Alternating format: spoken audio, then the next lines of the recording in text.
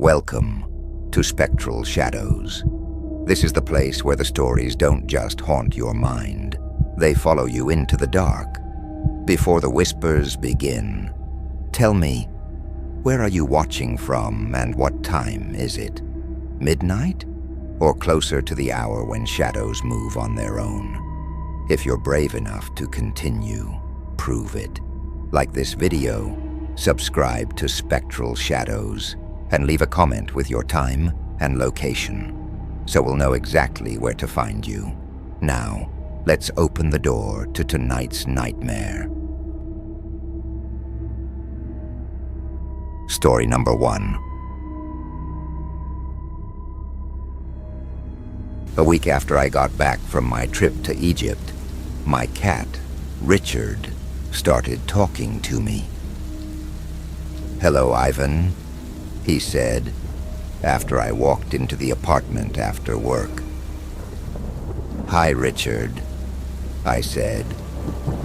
Then I realized what had just happened, though, and I dropped my laptop on the floor. "Did you just talk?" "I did." "How is that possible?" "I'm not sure." Richard and I sat on the couch and tried to figure out what had happened. I'd recently returned from a work trip to Cairo. While walking through Khan El Khalili Bazaar, a wooden statue caught my attention. The statue was a foot tall and depicted a mummified man standing with his arms crossed over his chest. The wood felt unexpectedly heavy in my hands, almost warm despite the cool air. The detail in the man's face was incredible. I could even see the small wrinkles around his eyes. He almost looked real. I asked the vendor how much the statue cost. I worried he'd say hundreds, but when told me he only wanted $20, I bought the statue and took it home as a souvenir. I put it on my TV stand, next to my TV. I felt strange ever since you brought the statue home, Richard said. "Do you think it has something to do with why you can talk now?" "I've always had thoughts, but when you brought this statue home, I started thinking in English. I've never thought in English before. I never wanted to speak either, but now I do. The person who sold me the statue said it was an Oshepti statue. He said they're usually found in tombs, but this statue had been carved by a local. It was art, not a piece of history." I picked up the statue and looked at it more closely. The wood felt oily. I noticed tiny cracks running the wood, too, like veins, and layers of light and dark red coloring that shifted in the light. Maybe the statue was much older than I'd thought it was. It took a while for me to get used to Richard being able to talk, but once I got over the shock of it, I enjoyed our conversations. I didn't have any friends. Usually after work, I'd just go home and play games or watch TV. I still did that, but now I had someone else to talk to. Richard would ask me all kinds of questions about the world, and I'd do my best to answer him. "Why do dogs hate us so much?" "I don't know," I said. "I've never really thought about it. I guess they just do. And if I eat this pizza, I'll get sick. Your stomach wasn't made for it. Cats need to eat raw meat." At first, Richard seemed happy to spend time with me too. As the weeks went on, though, he became irritated by my behavior, and he started criticizing me. "Why don't we go out for a walk?" he asked. "I'm tired. I don't feel like walking. Every day you come home and you sit on the couch. You never do anything. You're so lazy." Another time, I ordered pizza 2 nights in a row, and Richard gave me a look of pure disgust. "How can you eat like this?" he asked. "I don't feel like cooking." "Then order a salad. Order anything healthy for once." I began to resent Richard. I went out of my way to avoid him. Instead of coming home after work, I took his advice and started going to the gym. I lost nearly 20 pounds. Richard started going out more, too, each morning. Before I left for work, he'd ask me to open the window. He'd spend the day exploring Chicago, not coming home until much later that night. Sometimes not until the next day. "What are you doing?" I asked him. "Learning about the world," he said. The way he was acting made me feel uncomfortable. I don't know exactly what it was. If it was how he talked, or how he reacted to me. He didn't just seem resentful anymore. He seemed hateful. He seemed like he wanted to hurt me, and hurt other people in the world, too. It was like he felt better than all of us, and the rest of us needed to be brought up to his standards. In my free time, I started to research Ushepti statues. I learned that the Ushepti were magical servant statues buried with the dead. They awaken in the afterlife and perform work on behalf of the deceased, stepping in like their clone.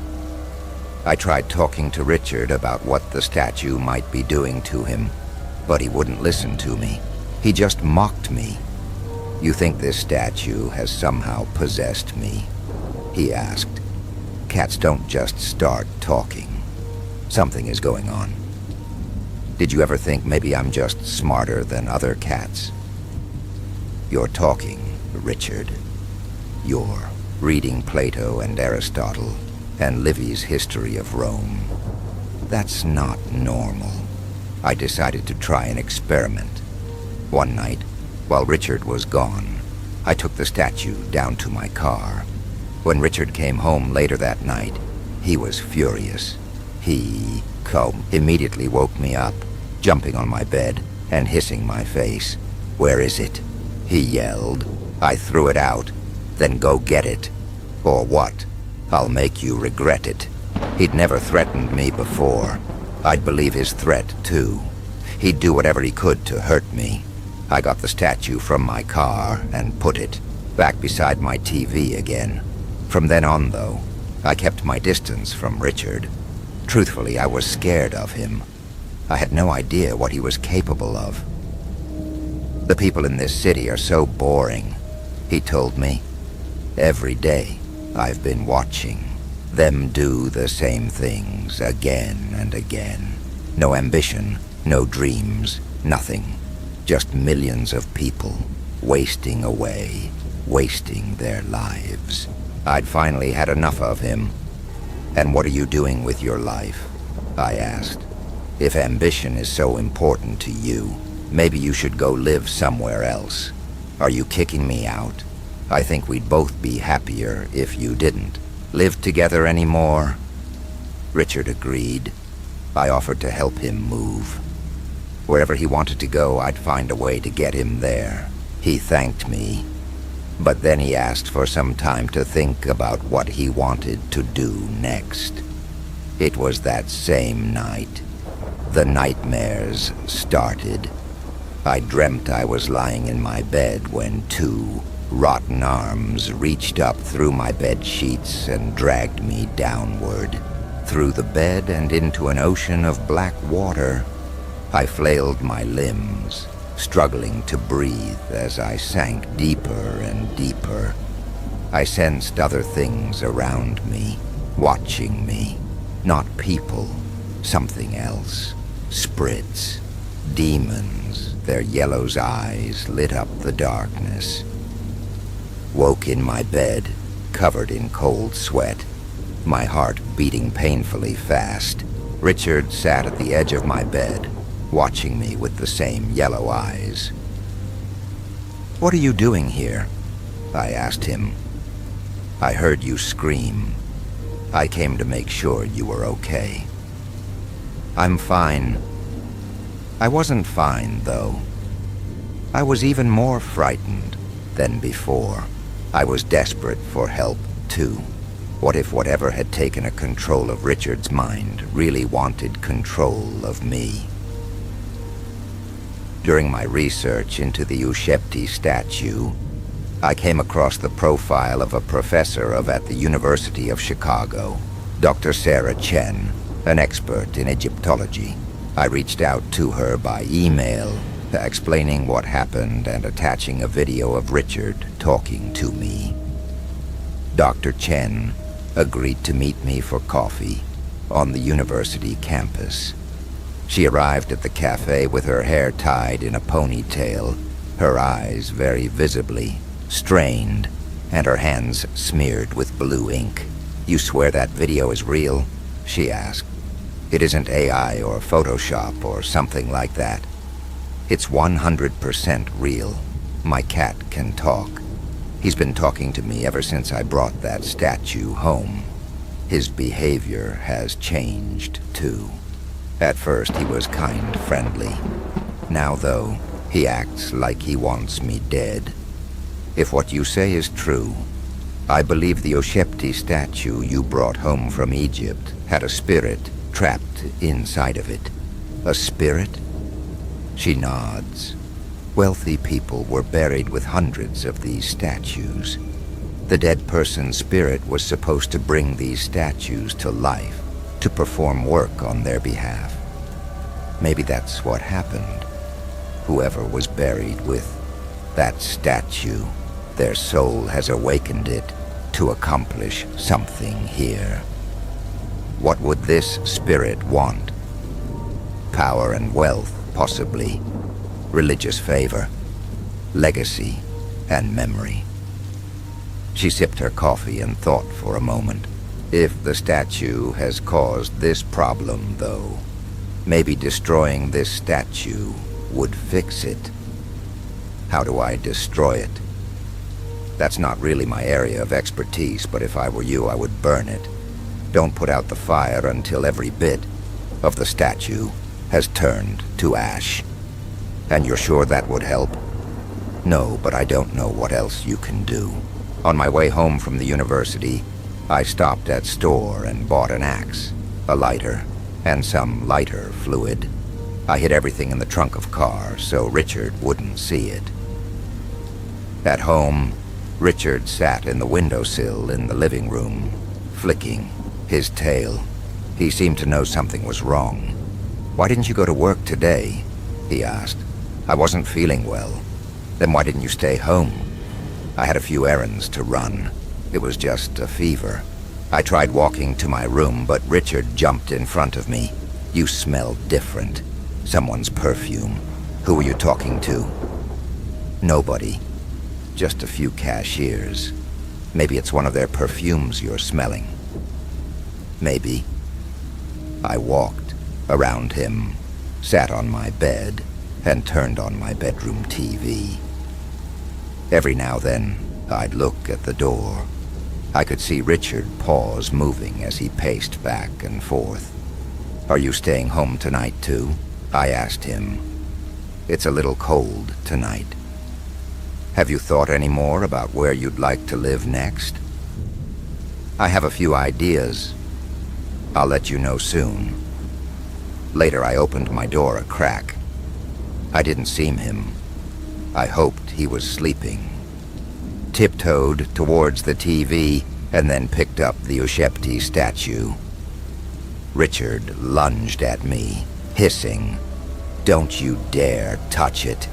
His claws dug into my face, ripping the skin. I grabbed onto him and threw him back onto the couch. Then I picked up the statue and ran out of my apartment, slamming the door shut behind me. "You'll regret this," he screamed. I ran downstairs and got into my car. I could feel the blood dripping down my cheeks. Thank God he hadn't clawed my eyes. Where can I burn this statue? I wondered. There's on going back now. I drove around aimlessly for an hour, but then I headed toward Chicago's South Side and parked in an alleyway next to an empty graffiti-covered warehouse. I looked around and didn't see anyone else. I got out of the car and opened the trunk. In the distance, someone screamed, and I spun around. I was still alone, though. Nothing but buildings and shadows. The smoke from the smokestacks, twisting through the sky. I took out the axe and the lighter, fluid. I swung the axe down on the statue, cutting it in half. Lightning flashed across the sky. In the distance, police sirens wailed. I covered the 2 broken pieces of the statue with lighter fluid and set them on fire. As soon as the flames lit up, the silence was ripped apart by a terrible scream. Rain began pouring from the sky. My hands shook as I covered the flames with my jacket, protecting the flames until they'd grown large enough that the rain could no longer stop the statue from burning. I watched as the wood turned to ash, and then as the wind blew the ashes away. That awful statue was gone forever. Please be over, I hoped. Please let Richard be okay. The rain began falling harder. I got back in my car and drove back home with my windshield wipers squeaking loudly against the glass. Inside my apartment, all the lights were off. I turned the lights on. In front of the TV, blood was splattered on the carpet from where Richard had cut me. Finally, I saw him. He jumped off the couch and meowed. "Richard?" I asked. "Are you okay?" He meows again. Got on my knees. He walked towards me, and I pet his head. "Do you understand what I'm saying?" He sat, purring. I looked at his eyes. His eyes looked less yellow, too. "I love you, Richard," I said. He walked to his water bowl and licked his water. It was finally over. I sat on the couch and turned on the TV. Richard jumped on my lap and I started petting him again while he purred. But then, suddenly, icy fingers grabbed onto my shoulders. Before I could turn to see who it was, I was violently dragged backwards over the couch, my shins slamming into the coffee table. I clawed at the carpet as I was pulled across the floor and into the bedroom. "Help!" I screamed. The bedroom door slammed shut behind me. In the darkness, whatever had grabbed me threw me onto the bed. 2 yellow's eyes appeared in front of my face. "You pathetic little man," it hissed. I pressed its cold hands into my chest. My heart froze. The bed turned to water, and then I began to fall through that same cold black water again. "Let go of me," I yelled, and I tried to fight my way back to the surface before I drowned. Then I heard Richard scratching at the door, trying to get in. The sound cut through the nightmare. Suddenly I could feel my bed beneath me again. I was gasping, soaked in sweat, but breathing air instead of that horrible water. I went to the door and opened it. Richard looked up at me and meowed. The apartment lights began to flicker. I picked up Richard and carried him downstairs to my car. I drove around in circles the rest of the night, afraid to go back home. "Have you been back to the apartment?" Dr. Chen asked me. Richard and I stayed at a hotel for the next week, I said, but then I started to run out of money, so we went home. Our first night there after what happened was a little frightening, but the apartment seems normal. Now, you haven't noticed anything strange? Every now and then when I'm sleeping, I'll wake up to a loud noise, but I think it's just my imagination. Honestly, I'm starting to wonder if I imagined this whole thing. But you have the videos. Those have changed, too. Look at this. I take out my phone and play one of the videos for her. Richard looks at the camera and meows. You heard him talking before, right? I did.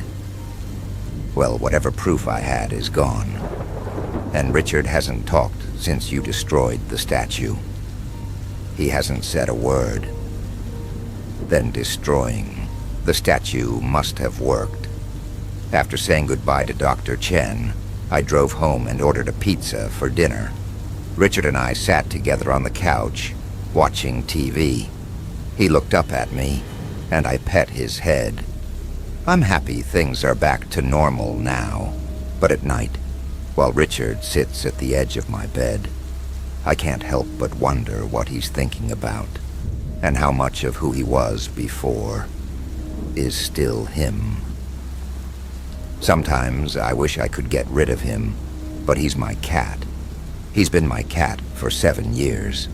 I can't just abandon him. I couldn't live with myself. Story number 2.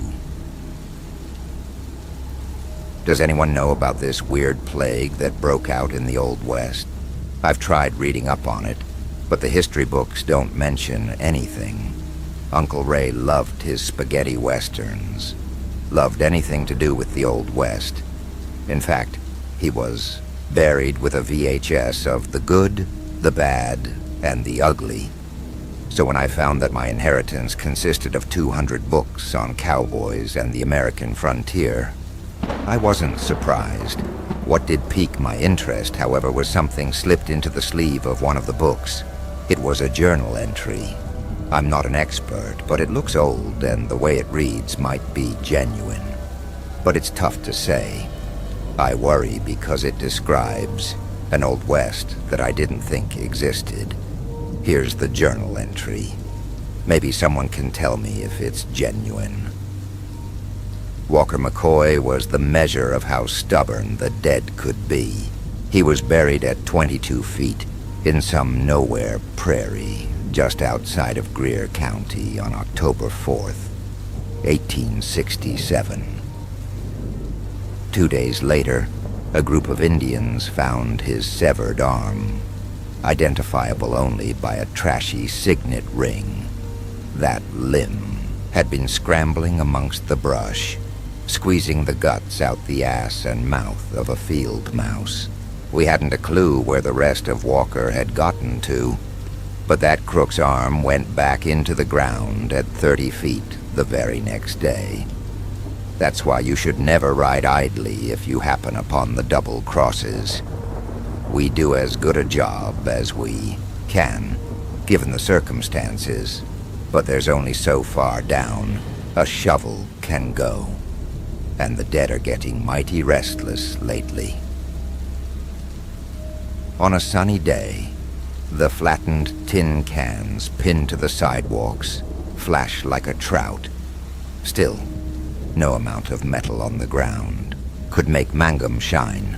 It was a beat-up town, pulled this way and that until its arms swung loose from their sockets. It was neither here nor there. Wasn't ours or theirs. A place secured only by a promise. Wyatt sat outside the post office, whistling a broken tune, and watching Nellie Rose brush down her mare. My brother always had a song in him when that girl was around, like all the other guys in town. Such a shame she'd never look his way. Just as well, Wyatt had been digging graves for so long he'd taken on the form of a tombstone. He was a pale, lumbering slab of a man that cast the darkest of shadows. "Eyes back in your head," I said, slapping him on the shoulder with the roll of posters I'd picked up. Nellie Rose doesn't want a man so acquainted with the dead. Dutch, I was just... He cleared his throat and pushed a hand through his sweat-slick hair. Admiring her horse, that's all. I grunted, then hitched up a seat next to him. "Are those all the second-timers?" Wyatt said, nodding at the posters. He lit up a smoke, took a long drag, then blew out a big, obnoxious cloud up into the sky. I frowned at him in silence until He stubbed the bastard out and apologized. Yep, these are them. Looks like a lot. How many? 12. Wyatt looked at me. 12. Yep. He blew out a sigh, then relit his smoke. Surprised we ain't had people demanding their money back. I grunted again. I swiped the cigarette from his hand, took a drag of my own, then passed it back. I guess that's why we round them back up. He nodded absently. His gaze fell back on the girl. Still no sign of Walker? Nope. But if he was on Indian land, we'd know by now. Is that good news? I shrugged, stood up, and squinted down the high street.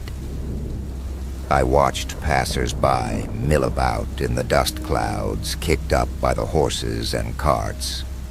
The murmuring of midday crowds and the rattle of shoes on the tin-pressed sidewalks. The men slumped in chairs outside the saloon bar, with empty bottles pinched in their hands, the smell of scorched earth and sweat. It was a scent that never quite left a Mangum resident, even if they'd laid plenty of distance and time between them and the town. Some folk called it a souvenir. Most called it a curse. Though, with the way things were lately, I think, too, many people carelessly throw that word around. I mean, it was just a town. A nowhere place full of nowhere people, all stooped and wild-eyed beneath the unforgiving sun. Shit. I know Mangum wasn't much, but it was home, and I'd sooner ride into hell than see my town overrun by either Indians or the dead. Anyways, let's go, I said, helping Wyatt up to his feet. He brushed off some dirt on his trousers, pulled out his gun, inspected the chambers, then holstered it again. Where are we headed first? Same place as always, I said, where the holes are. We'd buried Hattie Sinclair last winter at 24 feet. The poor girl was 15 when she hit the dirt. Her back was bent out of shape after a fall from a horse. Mr. Sinclair needed extra convincing to lay his daughter to rest. He wanted to hold out until the spring. The ground's a little hungrier then and doesn't tend to spit people back up. But everyone knows a body doesn't keep long under the Mangum sun. At the time, I thought we'd put enough mud down. But it turned out that Hattie had gotten a bit itchy a couple of weeks back and was now stalking cattle down by the Salt Fork. That's why Wyatt and I rode out so close to the double crosses. We owed Hattie's daddy an apology. We followed the Salt Fork most of the way, every now and then sweeping the valley for anything strange. But the land was still. All that moved was the Salt Fork, which trembled beneath the sun, its ragged clay bluffs burning red like a wound. The land was silent, except a couple of crows that cawed mockingly from overhead. After a couple of hours, we found what we were looking for. Blood everywhere, Wyatt said, bringing his horse to a trot and swiping the flies from his face. His shirt was already clinging wetly to his back. Our girl must be close, I said, nodding at the pried-open rib cage of a cow. Its innards were now just a vicious red smear across the dirt. Squinting against the sun, I could see the cow's spine beyond a small thicket. I almost mistook it for a snake basking in the sand. A little further on, an undiscernible lump of meat that I assumed to be the creature's head. Then, where the dust met the sky, an old barn house loomed. It appeared to be held up with the trees growing through it. I looked to Wyatt, who was circling the disemboweled cow. He cocked his head, then blew out a sharp whistle. I pulled my horse up alongside him to see what had caught his eye. This soon, as I saw it, my hands went slack on the reins, and an oily fear churned about in my guts. Fuck, curled up inside the carcass of that cow was a fresh body, a child, a small bundle of bones draped in lumps of drooling meat, and ragged strips of skin, Indian skin, and in that poor boy's contorted mouth was the other dismembered hand of our friend, Mr. McCoy, wrist deep to the teeth, fingers still scratching at the back of the kid's skull, Walker's crook brand still visible on the gray meat of his forearm. I wheeled my horse round. Bag him up and find somewhere to bury him. I'll get the girl. Then I set off at a gallop towards the barn, hoping that we hadn't completely fucked the whole town. Walker, that stubborn bastard. Why wouldn't he just stay dead? The barn was no longer what I'd call a building, if it wasn't for the roof and the branches of a nearby tree. I doubt the walls would stand at all. Long ago, someone had once painted the wooden panels in red. Since then, seasons had come and gone. Now the paint had blistered into rosettes of sun-starched pink, each peeked through the lattice of vines that wrapped their way around the barn's exterior. It was almost beautiful. 2 large doors were barricaded by a long plank of wood, though that didn't matter, as a large hole yawned open down the left flank of the structure, revealing a room crowded with shadows. I ducked my head to get a better look inside and noticed a crimson streak snaking along the floor. I checked my gun was loaded and used the barrel to tear away a dusty curtain of cobwebs, then entered the building. Death was on the air, heavy and sickly sweet. I scanned the room to see wooden crates and tool blades, rusted into bubbled orange. A wooden ladder rose up into the hayloft. I stepped towards it, then froze. A sound, brief as a breath, and quiet, like a dying man's sigh. My eyes snapped to a dark corner of the barn. A shape had peeled away from the shadows. I cocked my gun and hunkered down behind an old wooden barrel. I watched as the small figure shambled about in the darkness. Patty. She must have torn out her throat somehow, because each breath sounded like a peculiar sob. Peering around my cover, I cocked my gun and trained it on the movement in the gloom. Make it clean, Dutch. The girl's gotta still look like her poster when you haul her back to town. Placing my finger on the trigger, I squinted down the barrel, steadied my breath, and waited for her to move into my sight. The figure lurched forward, breaking away from the shadows, and just as I was about to blow that son of a bitch away, I lowered my gun. It wasn't Hattie. No, the shape that staggered out from the darkness was alive. Another Indian kid.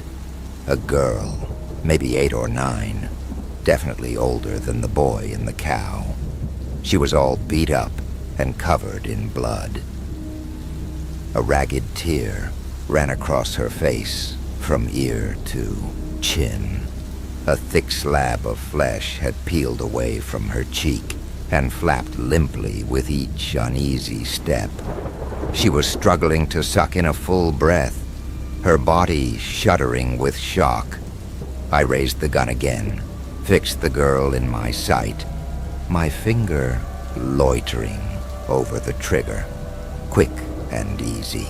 It was the right thing to do. The girl's eyes lazily slid around in her head and then locked onto me. They widened, and she began to scream and sob. The girl dropped to her knees and threw up her hands, mumbling words I could not understand. but the gesture was clear. She was pleading to me, praying that I'd spare her life, that I'd save her. Holstered my gun and slowly approached the blubbering wreck. Hands on my hips, I blew out a sigh and frowned down at her. Who cared if she was Indian? The kid was too damn young to have so much fear in her. Crouching down, I tried to catch her eye. Then, when it was clear that she was too scared to look up, I reached out to, I don't know, shake her out of the shock she was in. But she flinched, clambered backward, and pressed up against a wooden crate. The Indian whimpered and wheezed as she struggled to catch a breath. Blood bubbled out the hole in her cheek, her eyes wild and wide, fixed on me. No, a place beyond me. A soft, uneasy padding sound came from behind me, warm and wet air blowing against the back of my arm. My heart started knocking about in my chest. I didn't tend to let them get this close. That's why Wyatt and I spent so much time down at the shooting range. Distance was your only friend against these ghouls. Rookie move, Dutch. You stupid son of a bitch. A low guttural moan rose up from behind, sending a shudder down my spine. I slipped my hand down to my holster and slowly drew out my gun. All the while, I watched the fear in the Indian's eyes.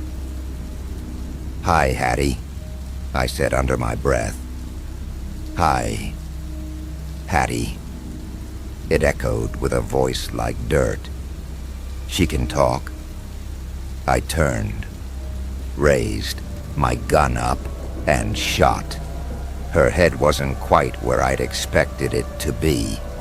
While my bullet kicked up some hay at the back of the barn, Hattie stood about a yard or two away.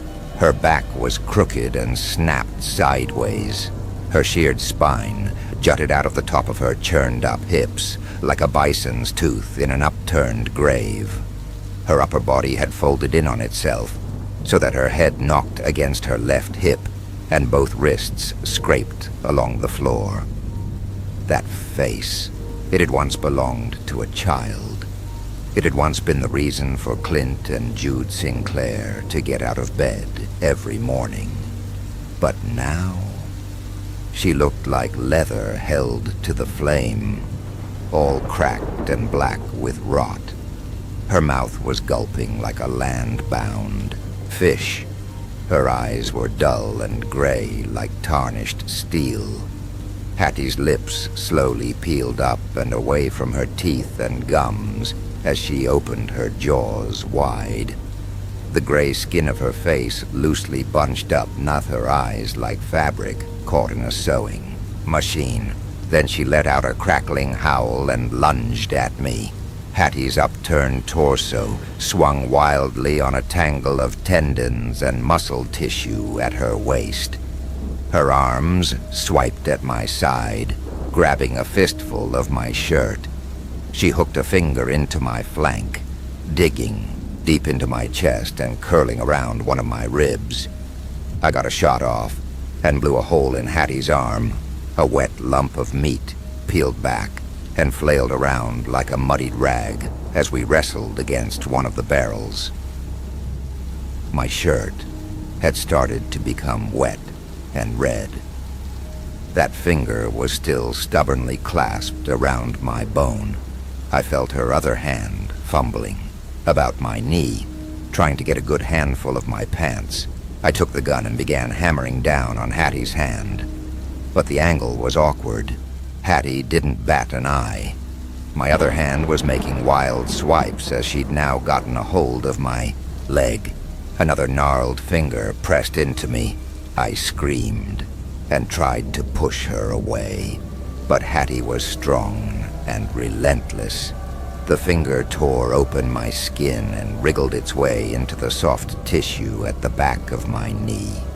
She clumsily plucked at a tendon, sending a severe shudder through my leg and making it buckle. We both hit the floor, My gun tumbled out of my hand. Hattie's guts spilled out of her hips all over me. A wet tangle of rubbery ropes pressed between us. Juices pooled out and soaked my shirt, getting into my face, my mouth. The smell of rot hit me hard. I wanted to be sick, gagging and sputtering up phlegm. Shit, I cried.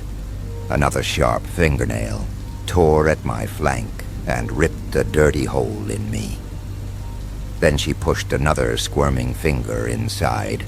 Hattie's fingers dug deeper, coiled around the rubbery threads in my knee, and slowly pulled, harder and harder. Then snap. My leg folded on its own accord.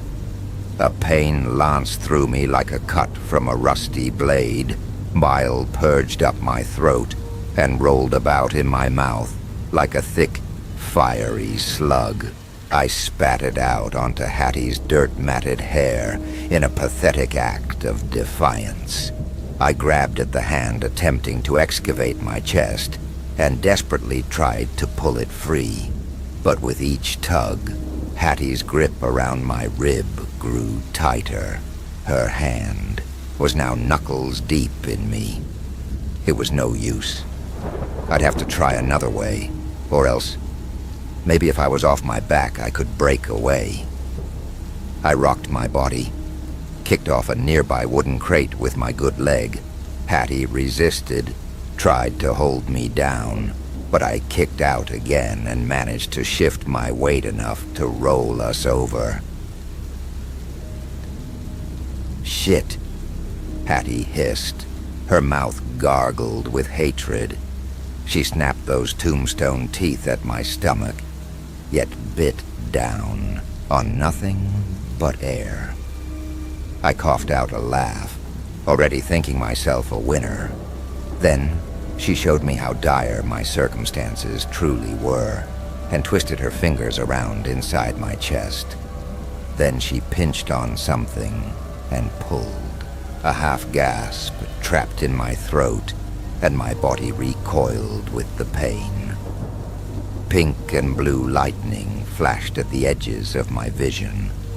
Glancing down at the wound in my chest, I noticed something odd. Between Hattie's fingers and thumb was a glistening crimson bulb that was now protruding from between my ribs. It looked like my chest had blown a huge bubble. She gave it another twist. I couldn't breathe. I couldn't fucking breath. I swiped wildly at her hand, started prizing her fingers away from the flesh she'd excavated from me. But her grip, it was so tight, and my fingers, they were so slippery with her rotten offal and my blood. Another vicious tug. My vision flashed white, and vomit lurched up my throat, burning like a stab from a cattle prod. My hands still fumbling, still failing me. I was going to pass out. I was going to die. Hattie would continue to rip me apart. Then, the Indian. Then, who knows? She pulled again on my lung. The organ slipped a little further out through that small gash in my side. A bloody lump exposed. The inside out. My body snapped forward. I vomited again, and all I could think about was train tracks, blackened steel girders and wooden sleepers bisecting the desert and disappearing into the horizon. Iron John Keene, the railroad worker with a sunburnt scalp, oil-smeared cheeks, and a daily spot at the saloon bar. So, why John? John had an accident whilst laying track a decade ago. He'd been steaming drunk and, after a long day in the sun, collapsed onto a box of rail spikes. He woke up with a hangover and 6 inches of steel hanging from the side of his head. Now, fully healed and nowhere near sober, old John always enjoyed showing the boys his party trick, where he'd poke his entire tongue out the hole in his cheek. As I breathlessly fought, with that bitch, and watched her groan and gnash and tug at me. I wondered if I'd still be alive when that railroad tongue eventually flopped out of my chest. A noise, loud and hard, and shaking the air around me. Hattie's face broke open and bloomed like a poisonous flower. Her skull shattered into sharp shards of white and oozed with a charcoal sludge. Hattie's weight fell away. Her grip relinquished, and suddenly air filled my chest again. Another gunshot, then another. I was breathing, ragged and shallow, but breathing nonetheless. I tried to open my eyes. Light swarmed in, flashing and blinding. A whirl of colors and shapes. I tried to get up and was firmly shoved to the floor, pain vibrating through my entire body. "Dutch," a voice said. "I don't think you should move yet." Wyatt. I peered up at the silhouette looming over me. The dark face, sickly spinning, yet slowly coming into view.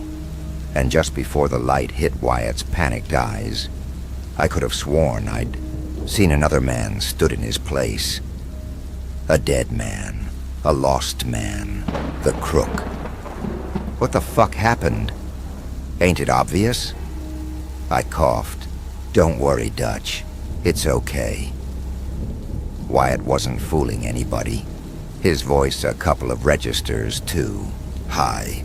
"We'll get you to Mary, or Needles, or anyone who can stitch you back up." I felt pressure on the wound in my chest. I coughed again, the taste of sick in my mouth. "Not Mary," I said, my hand taking a fistful of Wyatt's shirt. "She'll tell half the town, and we can't have anyone knowing what went down." "Okay. Needles," Wyatt said. His presence still felt otherworldly. "I'm sorry about this." A sharp pain in my side. I curled up into a ball. "Fuck," I screamed. I gasped and gasped for a breath that didn't come. My hand went searching for the blade he'd thrust into my side, and instead found a small gulping hole. And then suddenly I could breathe again. "What did you do?" "I don't know, Dutch." That squeaky, nervous voice from when our daddy would bring out the belt. "Just kind of pushed it back in." "Pushed it back in?" "Yeah," he said. "I don't think your lungs are supposed to be on the outside." I sucked in another deep breath. It hurt like a motherfucker, but at least I had air in me again. I rolled onto my side, then tried to brave the blinding lights again. I opened my eyes. Dark lumps of flesh everywhere. Wooden crates upturned and glistening with blood. The splintered hole of cool blue sky in the side of the barn. The warm afternoon sun lancing in, and motes of dust flashing gold on the air. And a body. The girl. Not Hattie, the Indian. A bloodied bundle in the hay and dirt. Legs and arms splayed out in all directions. Such a shameful shape. Her face was now loose and emptied of the fear and pain from moments before. Smoke coiled up from a nasty hole above her left eye.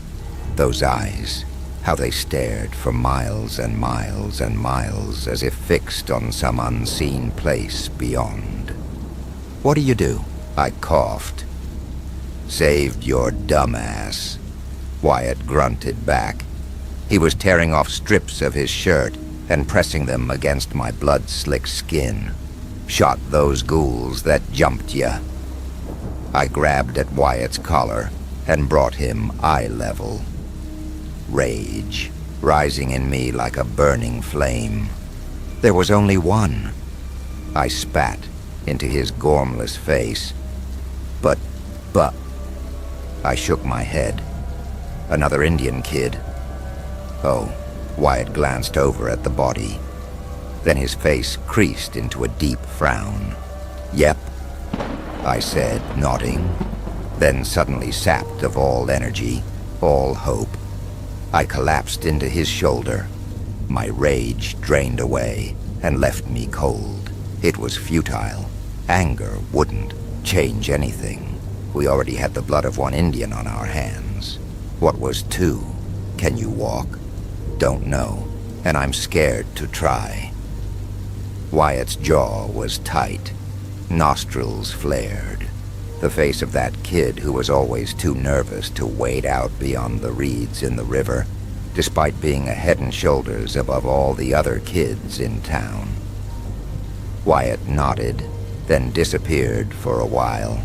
He searched the barn for some wood and rope. Then, he did his best to piece together a makeshift brace for my bad leg. It was awkward and hurt like a motherfucker, but with Wyatt's help, it got me to my horse. I kept my eyes trained on the horizon, whilst Wyatt bagged up the girls and prepared the barn to burn. No witnesses, no evidence, no crime. Only we'd know, and God, if he was still knocking around. The sun was loitering pretty close to the distant mountains when Wyatt finally emerged from the barn, dragging 2 full Hessian sacks. You didn't need to peek inside to guess which one was Hattie's. All shapeless and wet. It reminded me of when Mama would return from the Salt Fork with a sopping bundle of laundry draped over her shoulder. Then after slinging the girls over the back of each horse, Wyatt set that barn ablaze. We didn't wait long before setting off for the spot Wyatt had picked out for the boy and the cow. Just waited long enough to watch the shadows dance along the walls inside and smoke begin to plume out. We must have ridden out about a quarter mile when I reined in my horse and looked back at the flame. The sky was beginning to bruise, and the flame had completely swallowed the barn. Its amber tongues almost looked like they were licking at the pinkish underbellies of distant clouds, almost content with the sight I was about to ride on. But something caught my eye. Amidst the fiery blaze, I could see something dark moving within the open shell of the barn. "What's that?" I said, nodding toward the flame. Wyatt followed my gaze and cocked his head. "What do you see?" I squinted, tried to get a better look. A shape moving within the fire, as black as night. Smoke? Or maybe some wooden joists had started to fail. No, it looked like a man. A dark figure stepped out from the fire and then stopped. The flames still danced above the man's frame, but he appeared unperturbed, motionless, silent. Why wasn't he thrashing around in pain, rolling in the dirt and screaming? "Do you think that's..." Wyatt didn't even have to utter his name. We both knew. Of course it was that stubborn bastard. The start of all our problems. The reason Mangum was a godless patch of dirt. It was the crook. It was Walker. "We should turn round and take him out," Wyatt said, sidling up next to me. I shook my head, my eyes fixed on the man on fire. "No, we got bodies to bury. But Dutch, he's on foot. We can finally get that son of a Enough!" I shouted, my words ringing out over the empty land. "We have 3 bodies we need to deal with, and only 3 working legs. How do you suppose we also bring that bastard home, too?" "But Dutch..." "But nothing," I said, turning my horse around and my back on the fire. "The dead's gonna be the last of your worries when some pissed-off Indians come to town. looking for their kids and find our crook's fingernails in one and your bullet in the other. Let's just do what we do and dig some deep fucking holes. Now take me to the dead boy. It wasn't far, and Wyatt had already made a hell of a start on the grave. The dirt looked good, barely any rocks, which for Mangum is like striking oil. We dug in silence until the moon was the only light we had. Wyatt shouldered most of the burden, but despite my leg, I was pleased with the amount of earth I'd been able to shift. Perhaps all was not lost. For a while we just stood there and stared out across the land. The distant mountains looked like the spine of a felled giant. Squint hard enough, and you can see the double crosses, Wyatt said, finally breaking the silence. I nodded. You don't need to see them to know they're close. Yep. Wyatt lit a cigarette and started to smoke. He offered me a drag, but I declined. You okay? I shook my head.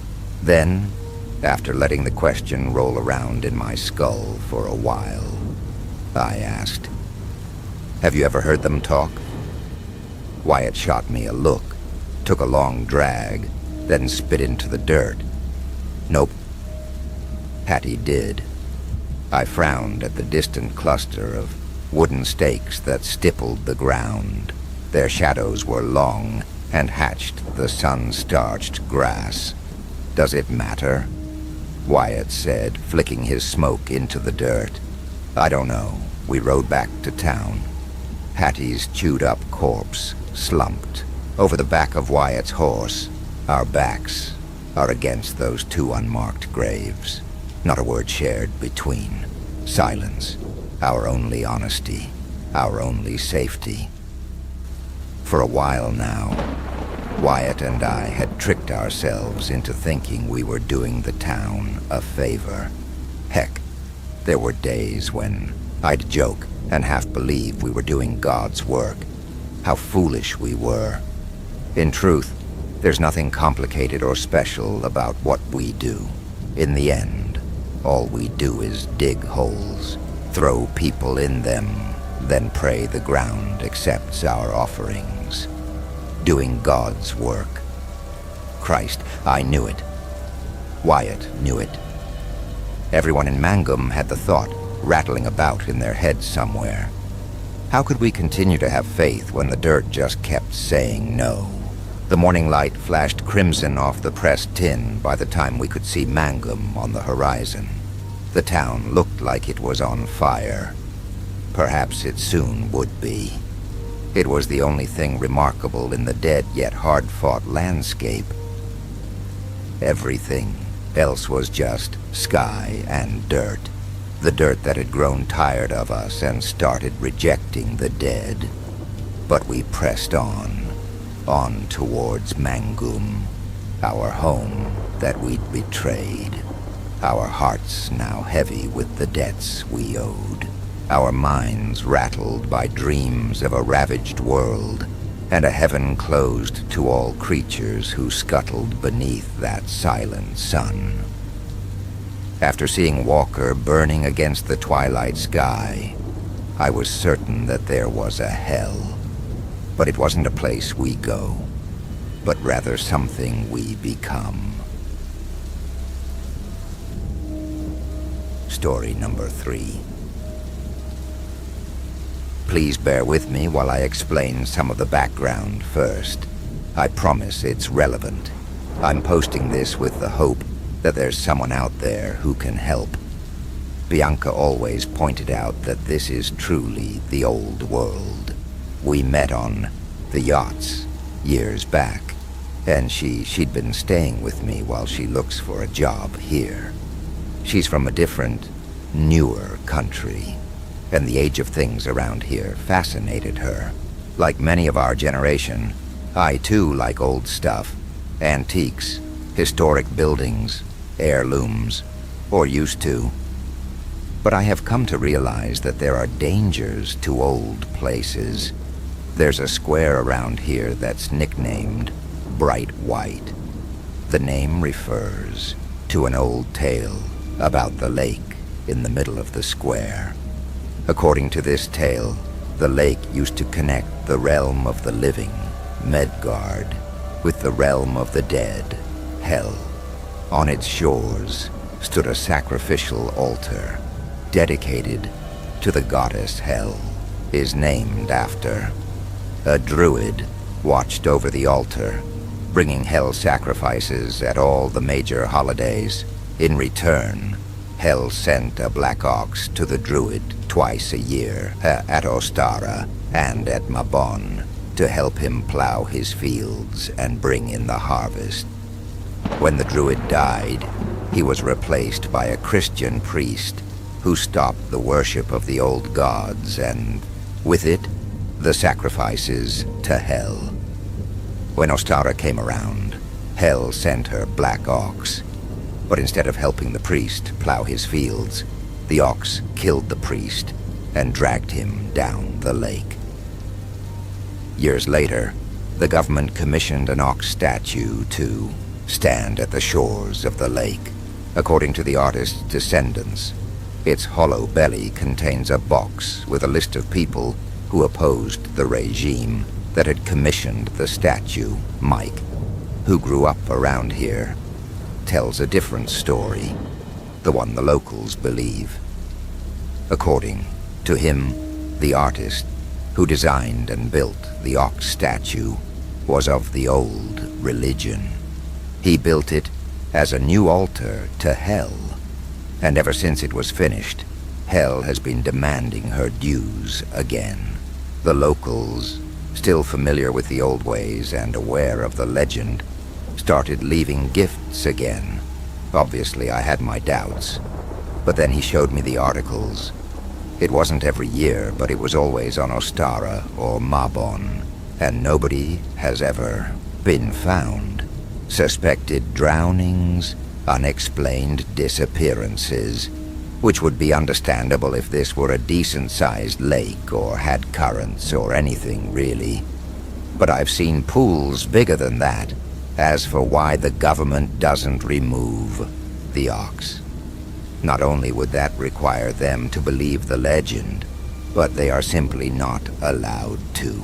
At some point, the park, the statue, and the lake became protected monuments. It took me a while to be able to write the next part, but I need help. Mabon is coming up, and we're no closer to finding a solution. Mike's tale had made us curious, but Bianca and I were never religious or superstitious, so we didn't really believe him. This year, the weather on Ostara was beautiful, and after sharing a bottle of wine, we had the brilliant idea to not just get another one, but to drink it at the lake and see if we could spot anything supernatural.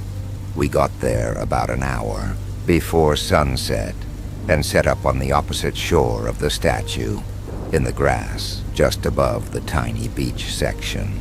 As we were drinking our wine and nibbling some olives, the sun slowly started setting behind the houses on our right.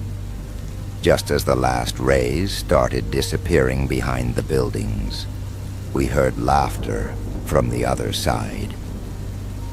A group of kids approached the statue, giggling, clearly daring each other to take the gifts that had been left there. I looked at Bianca. I'm not sure this is a good idea. Should we say something? Maybe we should leave. Laughingly, she shook her head. Really? Do you believe that stuff now? Besides, even if it were true, it wasn't us. Chill. We will leave when it gets cold. She was right, of course. I didn't really believe in any gods, old or new.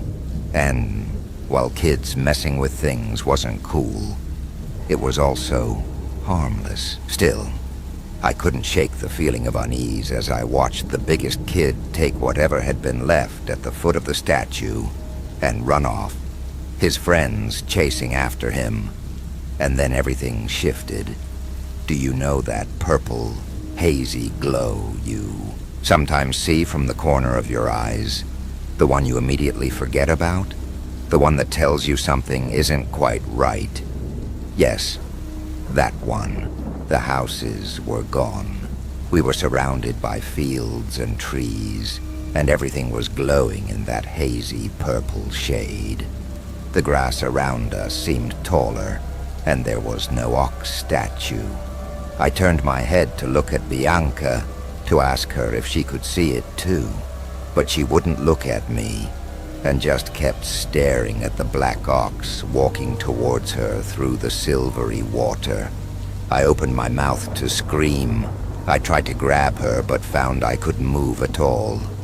I still don't know what paralyzed me.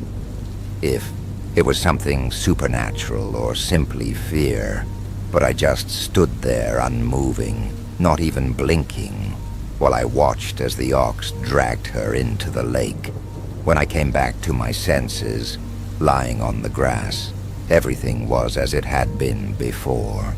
No purple glow, no fields, just houses. A large stone ox on the opposite shore. But no Bianca. Obviously, I tried to tell myself it had been a prank or a hallucination. But when Bianca didn't come home the next day, I had to inform the police and her parents. I didn't tell them about the purple glow or any of the things I had seen. I said I must have fallen asleep, and when I woke up, she was gone. No one would have believed me anyway.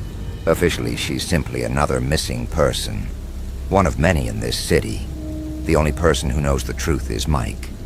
But in the 5 months since, we have failed to come up with a way to bring her back. I need help. Is there a way to bargain with the goddess Hell? Is there a way to bring back people from the place Hell? Mabon is approaching. The veil will be thin, and this will be our best chance. Please, if there's someone out there who has experienced something similar or is more familiar with Hell, what can I do? I need to get my best friend back. Story number 4. I am writing this down while I still have some vestige of sanity left. I'm in some remote and really nice hospital, and while the facility itself is immaculate, I do feel a bit like a lab rat being fussed over by doctors and nurses. It's a lot cozier now that I'm deemed non-contagious and all of the hazmat suits and weird air filters have been removed. I'm allowed to roam the ward. I suppose you could call it a ward, but not allowed to leave. Not that I want to. I don't think I'd make it home, or anywhere else for that matter.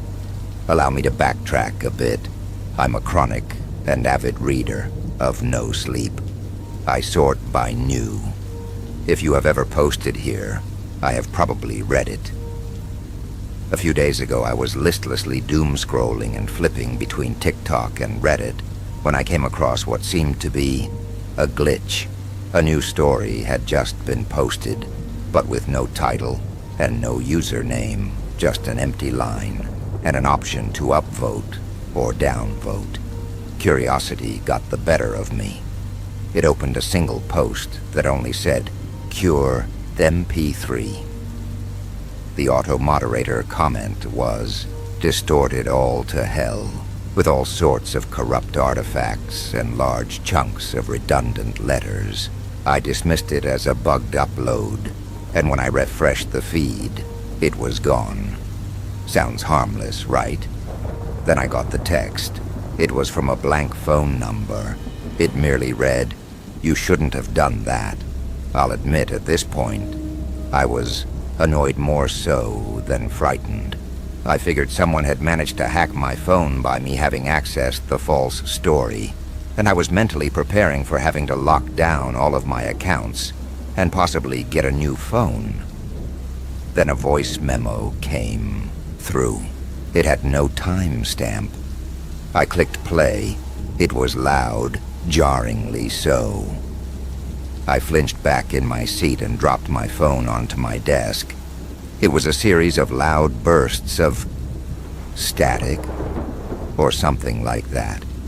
It was like white noise, but far more aggressive.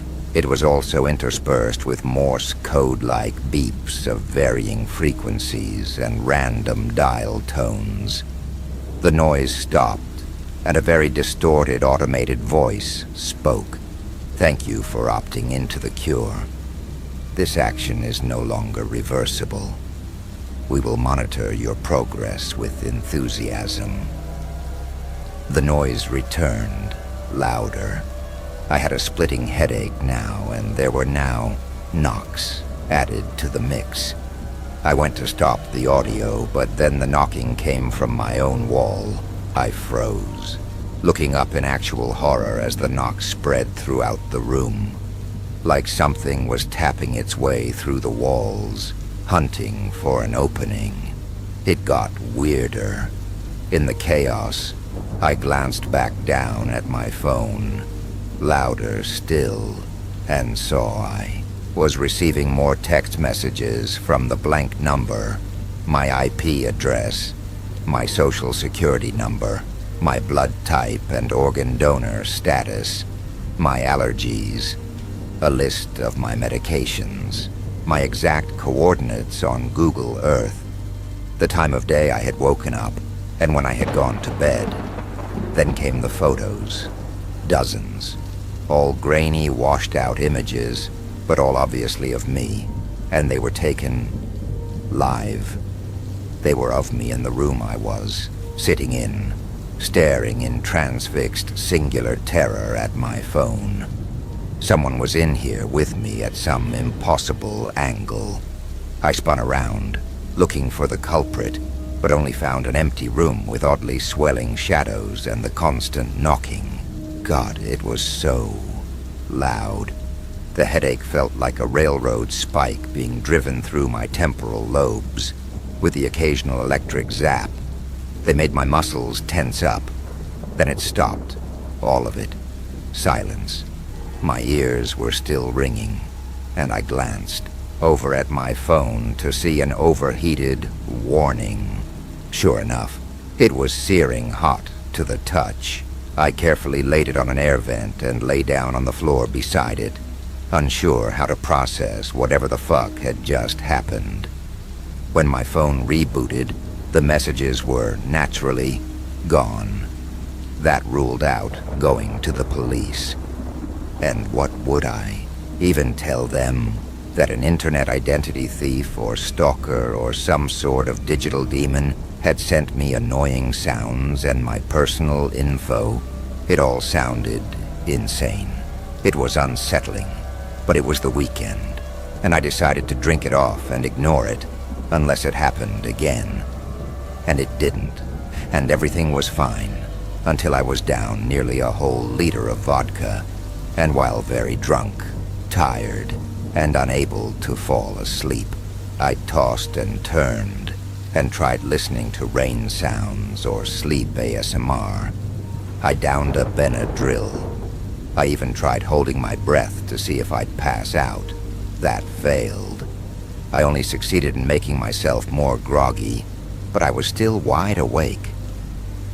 Once the alcohol began to wear off and I was approaching the sunrise without having slept for nearly 24 hours, actual concern began to creep in. I ate. I drank water. I took a melatonin. At the 36-hour mark, I was at the emergency room. The nurses mostly seemed annoyed or amused that I had gone to the emergency room for insomnia, and gave me the riot act of how they weren't going to write me sleeping medicine. I explained, as best as I could in my tired state of mind. I just wanted to know why I couldn't sleep. After some pleading, they agreed to perform some imaging tests. Then they went from frustrated to horrified. I couldn't see the images as they rolled me back to my room, but I could see the looks of confusion and fear as they cast glances at each other, and a look of pity on me.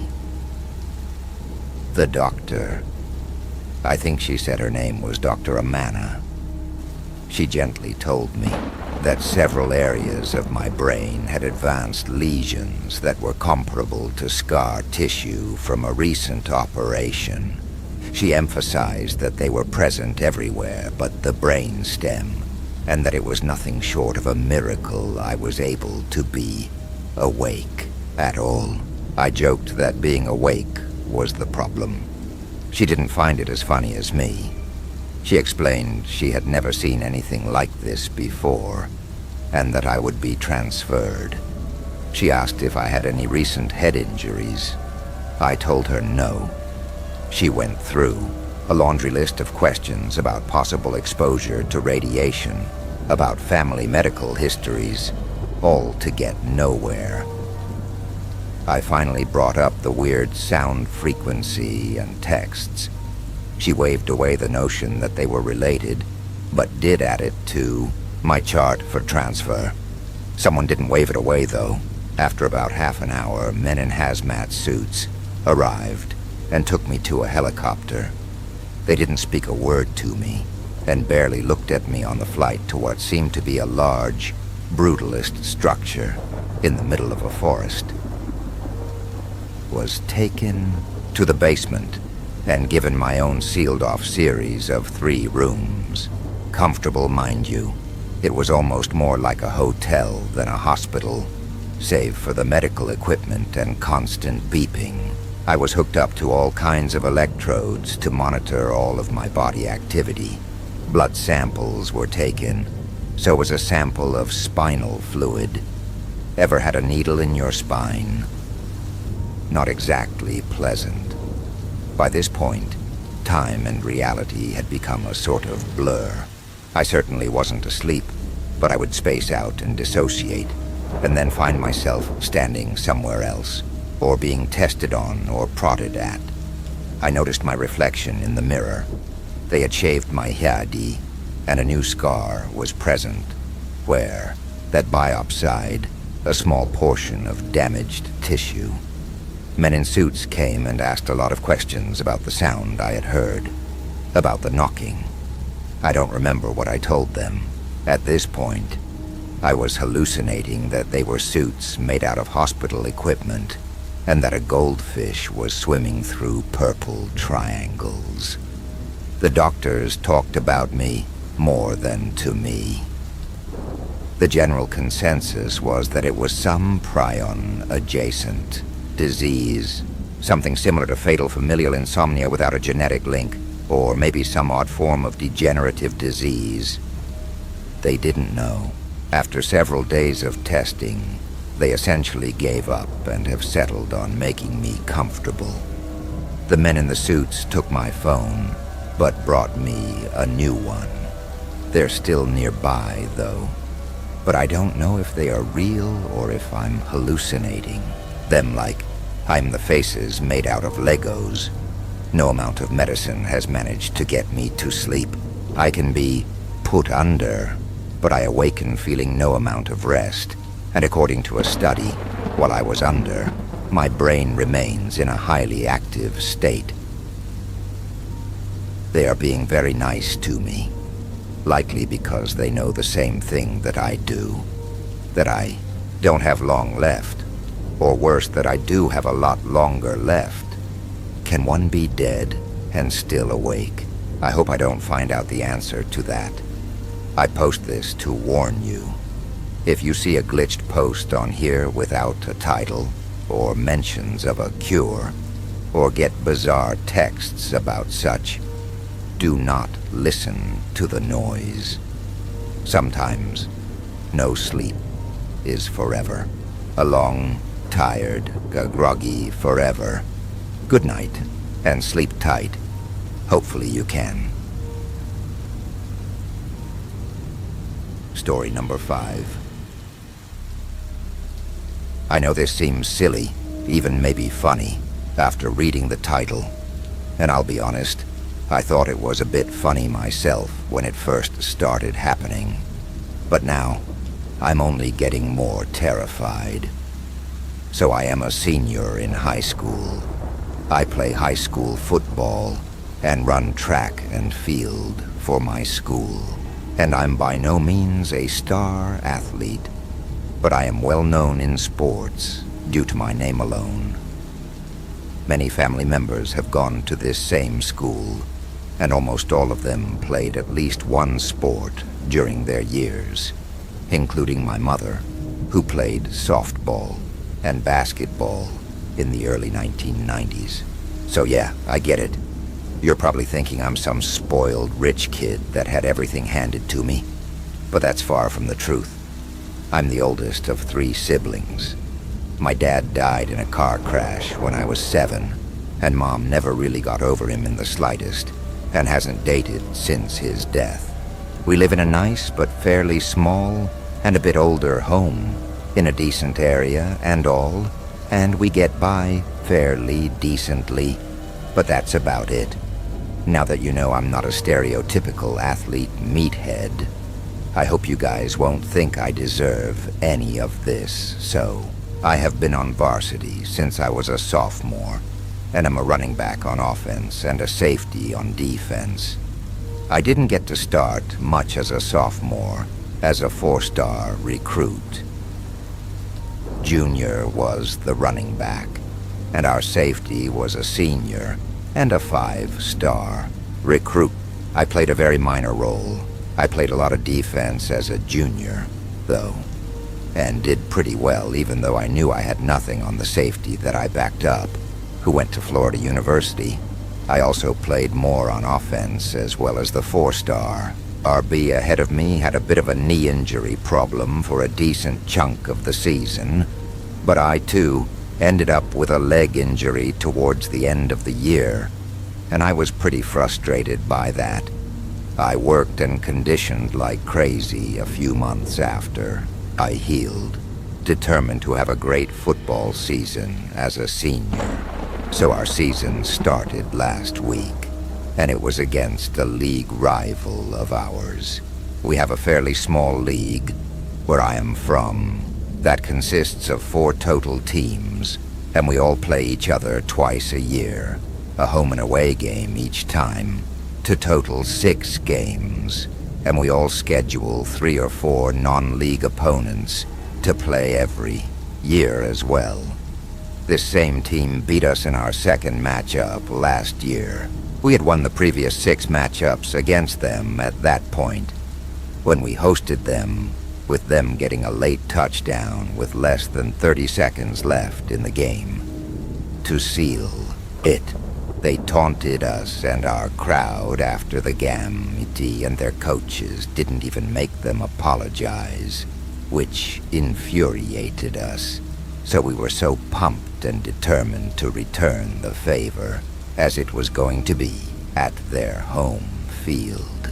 It was a damn close game from start to finish, but we had a poetic ending with a late touchdown ourselves, followed by forcing an interception by their QB deep in our territory on their last drive to seal the win. We taunted the hell out of them and got our crowd and cheerleaders involved as well. As we were heading back to the locker room, their mascot was standing by the fence all alone, which we found weird. Most of my teammates ahead of me made some funny comments to the mascot as they walked by. I was the last one behind them and stopped to talk trash to it. It is green and dark blue and is supposed to be an eagle, but it looks more like a turkey that needs a haircut or something. I began to taunt the thing's appearance and their school in general, just to annoy the person inside the costume. I also made fun of it for being a lousy and creepy bird, for just standing there like a weirdo before laughing and walking away. But before I opened the door that led to the locker room, I turned back to the mascot that was still standing there in the darkening background of the football stadium behind it, and was watching me. I was a bit creeped out, but for some reason that I honestly don't know why, and regret, that I would see it around.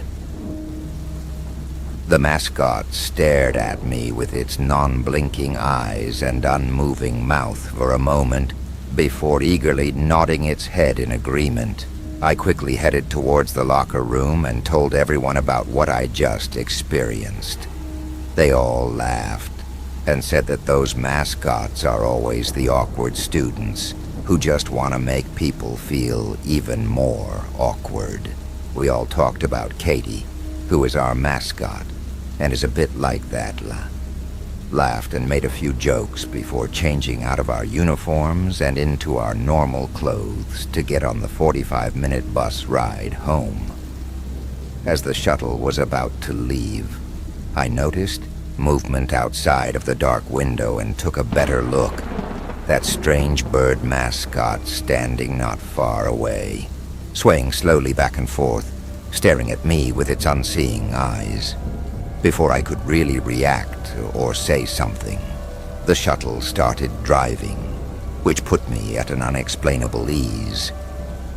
I decided not to tell anyone about it, as I chalked it up to my imagination and figured the mascot creeped me out more than I thought. But here is the thing. Ever since then, I know something weird is off. That person, that thing has been stalking me ever since. When I got to school the next morning, I saw a car pull up next to mine. And when I looked over to see who it was, that fucking same mascot from the other school staring at me. But when I blinked, it was just some normal guy in there instead of giving me a concerned look. I didn't bother to notice anything and got out of my car to go to class. It didn't make it any better. I've seen it standing behind me in mirrors, only to find nothing behind me when I turn around. I look at small groups of people, and I'll see it among them for a few seconds before it is actually just another student. I even saw it mowing the lawn of our school before it disappeared to reveal our normal school janitor in its place. It even follows me away from school. When I got home today, I was greeted by my mom's body, but her head was replaced with that mascot's head. When it spoke, it was using my mom's voice and asked me how school was today. Its mouth opened to reveal sharp teeth as it spoke. I screamed like a baby and ran out of the house, and my mom called me like 5 times from behind. But I ignored her and kept running. I don't know what's going on. I am not going home for my car. I am walking down a busy city street right now, and every time I look at someone, that mascot is near me. A homeless man with its head, mockingly asking me for money. I even walked past a billboard with a blue background and a picture of that damn mascot dead in the center, literally just pointing down at me before it disappeared to reveal a law firm billboard in its place. I don't know what to do or what's going on. Please help. Story number 6. Marco removed the weights that had kept us anchored to the ground, then released a valve on the burner.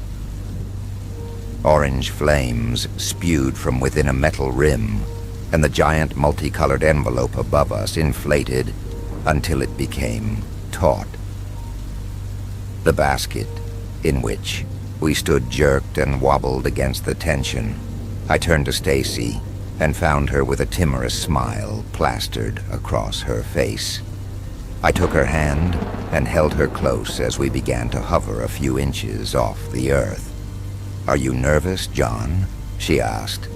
"Not at all, babe. Are you?" She took a moment to stop nibbling at her nails and responded, "If you're not nervous, then I'm not." I adored the confidence she exuded, even though I knew it was a show. She only chewed on her nails when she was really nervous. I'd seen her do it before job interviews and before she had to give a speech at a local conference. I squeezed her hand tighter and kissed her on the forehead. She was putting on a brave face for me, and I appreciated her courage.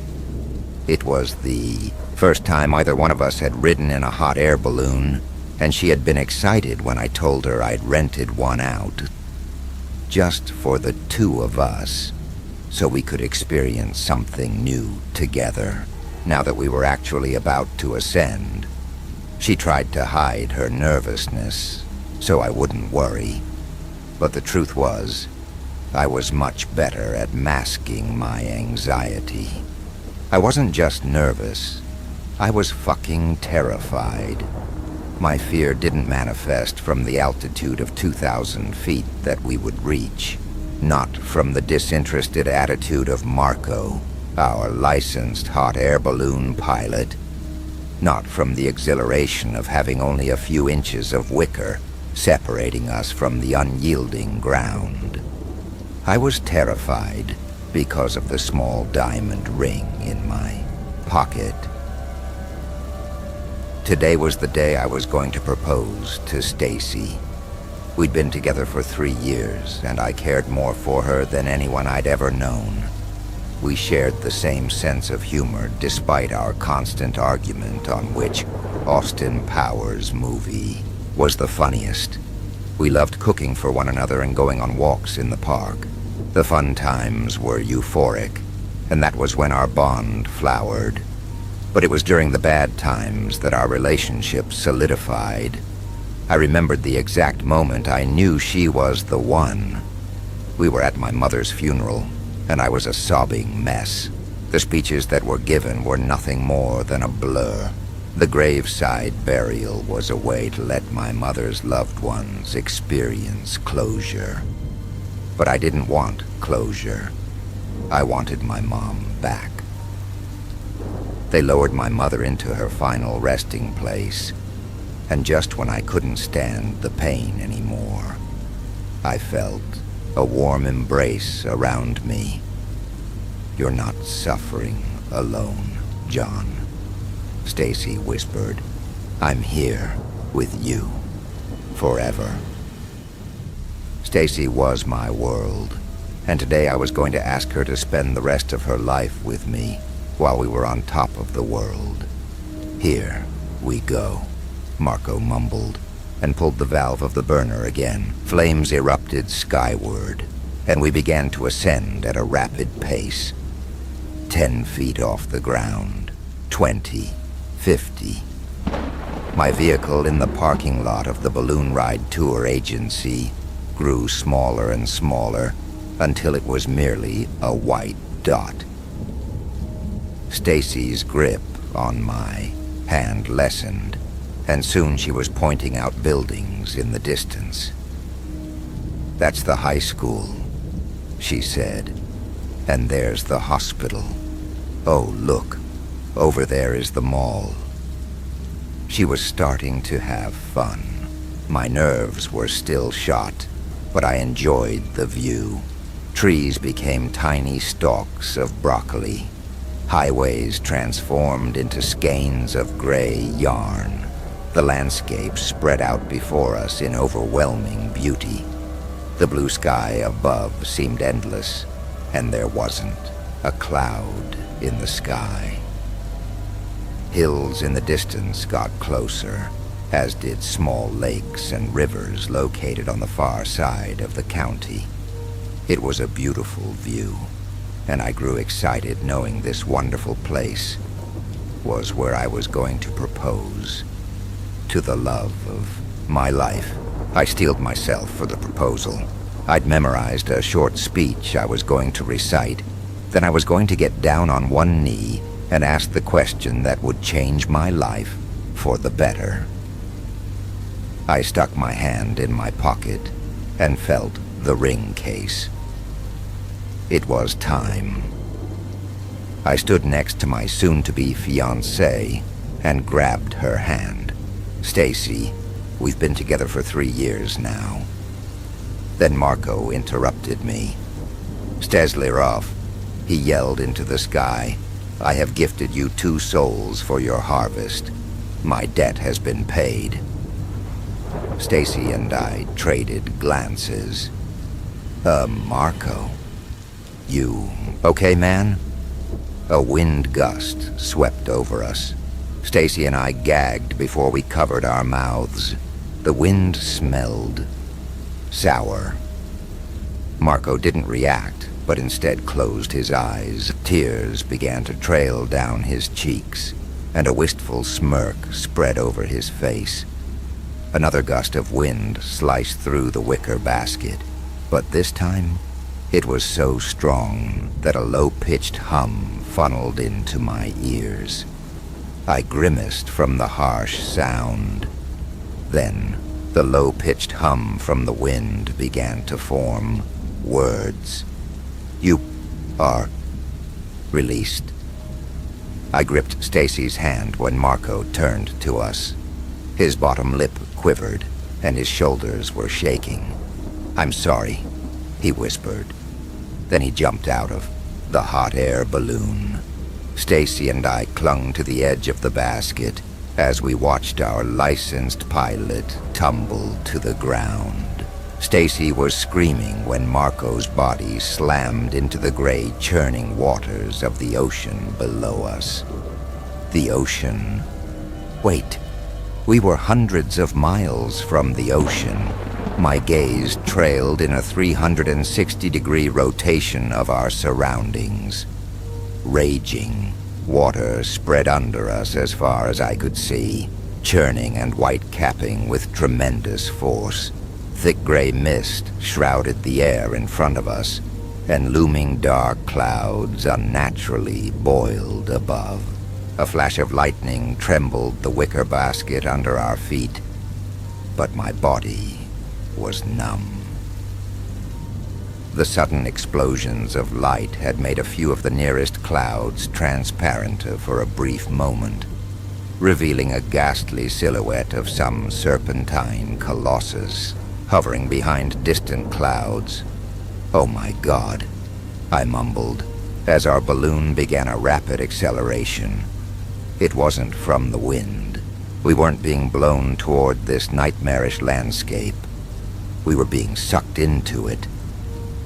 Stacy was rigid when I pulled her against my chest and told her to hold on to me. Her eyes widened, and I followed her stare. A structure was forming out of the gloomy haze and was approaching fast. My arms gripped around Stacy as I told her to brace for impact. The bottom of the wicker basket slammed into something hard, and the force almost ejected us out of the balloon. We heard rending and snapping. Then the balloon came to a jarring stop. A desiccated tree had halted our progress. Gnarled branches curl around some of the tension lines above the basket, like it had caught us in snare. From what I could see, the integrity of the balloon itself was intact. Its bulbous, multicolored shape was in deep contrast to the grotesque landscape around it. "What the hell is going on?" I shouted. "I don't know, but I want to go home. I'm so fucking scared, John." I pulled the valve on the burner, and a spout of flames spiraled up. The balloon lifted a few inches, then strained against the weight of the tree. We were stuck. Stacy pointed to a large limb. "We have to break the branch and get the balloon free." "I'll do it. You stay here." I jumped out of the basket as Stacy fished her phone from her pocket. I stood by the tree, inspecting it to see the best way to unhook our balloon from its grasp. The soil beneath my feet oozed a viscous black tar, and I saw nothing growing that was green. Stacy told me her phone didn't work. The screen itself refused to show anything but solid black. I checked my phone to find the same thing. A powerful roar erupted from behind me, but I couldn't see any motion. The dank fog shrouded everything in a gray haze, and a smattering of desiccated trees stood tall and proud in this eerie place. What the fuck happened? Where were we? A putrid smell overpowered my nostrils during another gust of wind. It pushed away veils of fog and displayed the structure we'd seen earlier. A towering stone temple loomed over us. An army of thick columns stood in rows as if protecting the structure, and the walls stretched past my ability to see through the fog. Jagged spires penetrated the sky. Brown moss and lichen spotted the window entrances, and rich, detailed carvings decorated the wide-open doorway. But what really got my attention was the faint light twinkling inside. Maybe there was someone there who could help. Out of the corner of my eye, I spotted one of the tallest trees swaying from the wind. Then it began to move toward us. "John!" Stacia screamed. The tree wasn't a tree at all. A giant, tall creature on two legs easily removed the distance between us with long, lumbering steps. Fog billowed around it, making it disappear as I sprinted back towards Stacy. We were sitting ducks in this wicker basket. We had to get to a better shelter. I grabbed Stacy and told her to run. We leapt out of the way as a hand the size of a house reached for it. It missed by a few feet and struck the desiccated tree on which our balloon was stuck. Our balloon jostled, and I prayed it wouldn't break free and leave us stranded. Heart hammered in my chest while we ran for our lives. I'd never felt fear like this, and the terror was mixed with an overwhelming sense of confusion of where we were. A high-pitched hiss emitted from high above our heads as Stacy and I, hand in hand, ran toward the safety of the stone temple. Thunderous footfalls sounded out behind us, but we didn't dare look.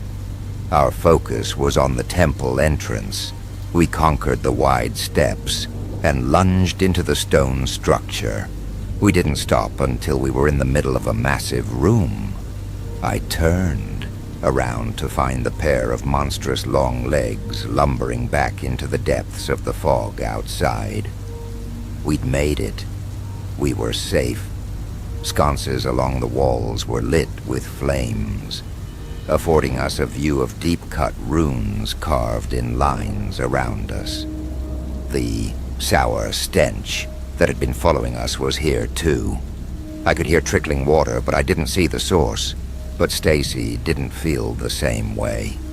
She fell to her knees in a sobbing mess, covering her face with her hands. "I can't do this, I can't do this, I can't." I knelt down beside her and wrapped my arms around her stiff shoulders. "Babe, you don't have to do this alone. I'm right here. I have such a bad feeling about this place." "What do you mean?" When she looked at me, her cheeks were wet. "I have a feeling that I'm never going to leave. Like I'm stuck here." I took her by the hands and helped her to her feet. "That's not true. Where you go, I go. If you're stuck here, then I'm stuck with you." She grinned a little. Any hope I could offer was worth it. "You're not suffering alone, Stacy," I whispered, repeating the same thing she said to me on the day of my mother's funeral. "I'm here with you. Forever." I then removed the small box from my pocket. I opened it, and the diamond ring glittered from the flaming sconces around us. Her eyes went wide, and that grin spread into a smile. I took the ring and put it on her finger. It wasn't as romantic as a sunset 2,000 feet in the air, but my proposal was about more than romance. It was a promise to help and protect the woman I loved. "Stacy, will you marry me?" She looked at me, at the ring, then at the terrible building we were in. "I promise to protect you and love you. I'm not going anywhere. We will get out of here, I swear. You're really doing this here. And now? She started laughing, and I joined in. The dark humor of the situation calmed both of our nerves. "It's not perfect," I said, "but neither am I. All I can do is swear my life to you, and I'm doing that now." She wiped the tears from her eyes. "If you're not nervous, then I'm not." My promise encouraged her. She stopped chewing her nails. Her back became more upright. Her shoulders loosened. She exuded confidence, and I loved her for it. "Yes, John," she answered. "Yes, I will marry you." We held each other in a powerful embrace, and our lips locked. I loved this woman so much, and there wasn't an eerie place, creepy monster, or fucked up hot air balloon pilot that could change that. After we settled down a little and got our emotions under control, we looked around. "Look at this place," Stacy whispered. "It's immense, isn't it? Who could have built something like this? Each stone block is the size of a car. Not who, but what." "Look," Stacy said and pointed deeper into the temple. "A staircase. There's a lot of light coming from it." And she was correct. We held hands and continued our journey into this unknown place. The staircase was unusual. The steps weren't formed for humans. Each one was waist-high, and took us tremendous effort to scale each one. Our bodies were drenched in sweat when we reached the second floor. In human terms, we were clearly 8 or 9 stories high. Corridor stretched out before us with dozens of rooms on each side. There were no doors here. It was like each place was an invitation for exploration, and my curiosity got the best of me. Our eyes cast forward to the farthest room located at the end of the hall. A bright light flickered from within, and we both silently prayed we could find help. We poked our heads into one room, and the gray light from the window allowed us to see inside it. We found what at first appeared to be human bones. Stacy gasped, and I held her firm, but we soon realized the bones were much too large to be human, and the jaws didn't hold incisors and molars, but rows of yellowed fangs. We continued on, occasionally glancing into the rooms. One room was covered in chalk markings of some esoteric language. A splatter of dried blood covered one corner. One room had a giant hornet's nest clung to the center of the ceiling. A flash of lightning outside briefly made the striated fibers of the nest see-through. Inside was a remarkably human-looking fetus. Another room didn't have a window and was too dark for our eyes to adjust.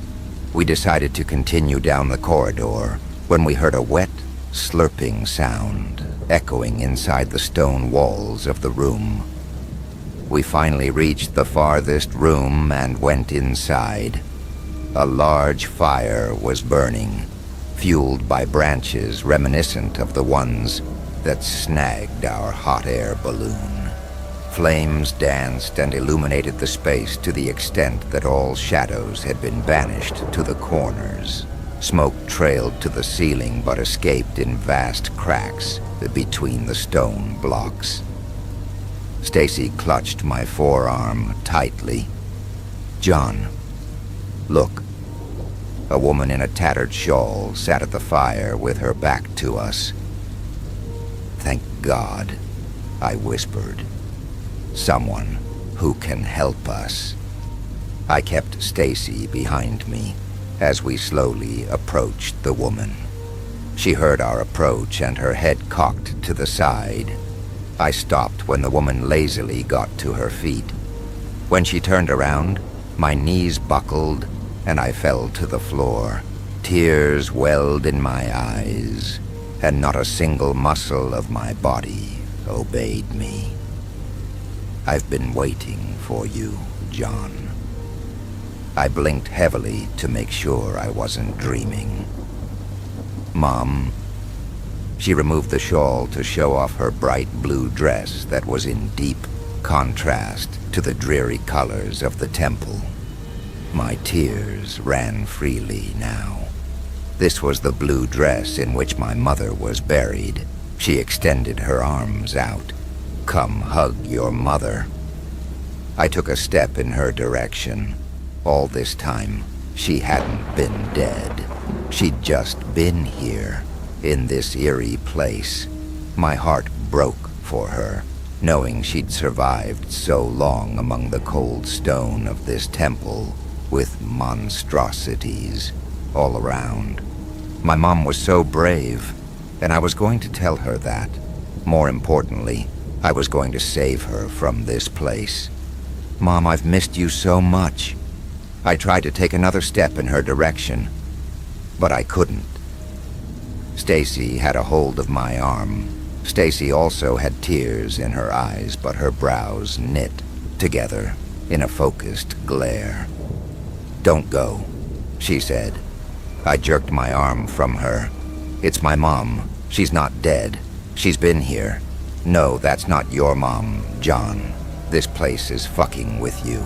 My wistful longing for my mother's touch was unbearable. But it wasn't strong enough to remove my sanity. Stacy was right. I was with my mother the night she died. I felt her pulse slip away.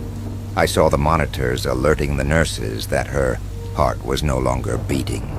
I saw her in the casket at the funeral and watched as they lowered it into the ground. As much as I wanted my mom to be alive, Stacy was correct. My mom was dead, and she was never coming back. What the hell are you? I asked, rage coating my voice. I'm your mother, dear. Come give me a hug. You're not my mom, I mumbled to the woman. Her arms fell limp to her sides, and her smile was replaced with a scowl. Those soft eyes that had warmed me during my childhood transformed into cold black pits. I will be merciful to you, but Steslierov will not. There's no help here, I whispered to my fiancée. We have to get back to the balloon. We turned and ran toward the corridor, while the thing posing as my mother began to scream. You will bow and worship before our mighty Lord, who has reigned over the universe before there was light or time. Your apostasy will not be tolerated. We sprinted toward the corridor, chasing our own shadows that stretched high upon the walls. But when we rounded the doorway, we were met with the dim silhouettes of half a dozen people walking toward us. In the corridor, Stacy stumbled as we jerked to a stop. John, they're trapping us inside. She was right. Whatever this place was, whatever was in control of it, was trying to keep us here. When Marco had apologized to us before, she jumped. He was apologizing for this. We were trapped in this desolate place full of madness and the grotesque. Our odds were low, but I refused to go without a fight. I told Stacy to wait while I ran back into the woman's room.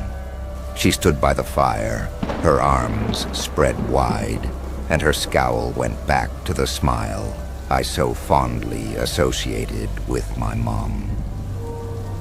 My son, she said, you've returned. We will worship Steslierov together and let his glory spread throughout our veins. Your obedience is... My fist crashed into her face, and she fell into the orange flames behind her. While she wailed in agony, I grabbed one of the flaming sticks from the fire and ran back to Stacy. But she was gone. Far down the corridor, a group of shadows disappeared down the staircase. John, Stacy said from down the corridor, the faint echo barely reaching me. I took off running into a dead sprint, holding my flaming stick up as a weapon. I tackled the large steps of the staircase and nearly broke my ankle in the process. But the shadows were closer. They were taking her away, and I wasn't going to let them. I followed the shadows and the faint cries from Stacy until I caught up with the group in the same room I'd proposed in. With one quick lunge, I swiped down with my stick and caught one of the attackers in the back of the head. It fell down and rolled over on its side. I lifted the stick again to defend my fiancée from the things holding her, but I couldn't swing. I couldn't even believe my eyes. Stacy was being held by 5 different Stacys. I looked on the ground at the one I clubbed, and it too looked identical to Stacy, except for the pool of blood around its head. 2 pairs of the Stacys held onto the other 2, both of which struggled to break free. I was in a conundrum. All of them were identical to my Stacy. Same hair, same clothes. I didn't know which one was which, and my rage at the situation morphed into complete hesitation. Then, my Stacy solved the problem for me. "John, it's me!" My Stacy screamed. "Get these bitches off of me, and let's get out of here." I blew her a kiss. "My pleasure, babe." I swung the stick like a baseball bat and made contact with a fake Stacy, and she crumpled to the ground. The other 4 fake Stacys looked shocked and began begging me to believe their authenticity. "John, I'm the real Stacy.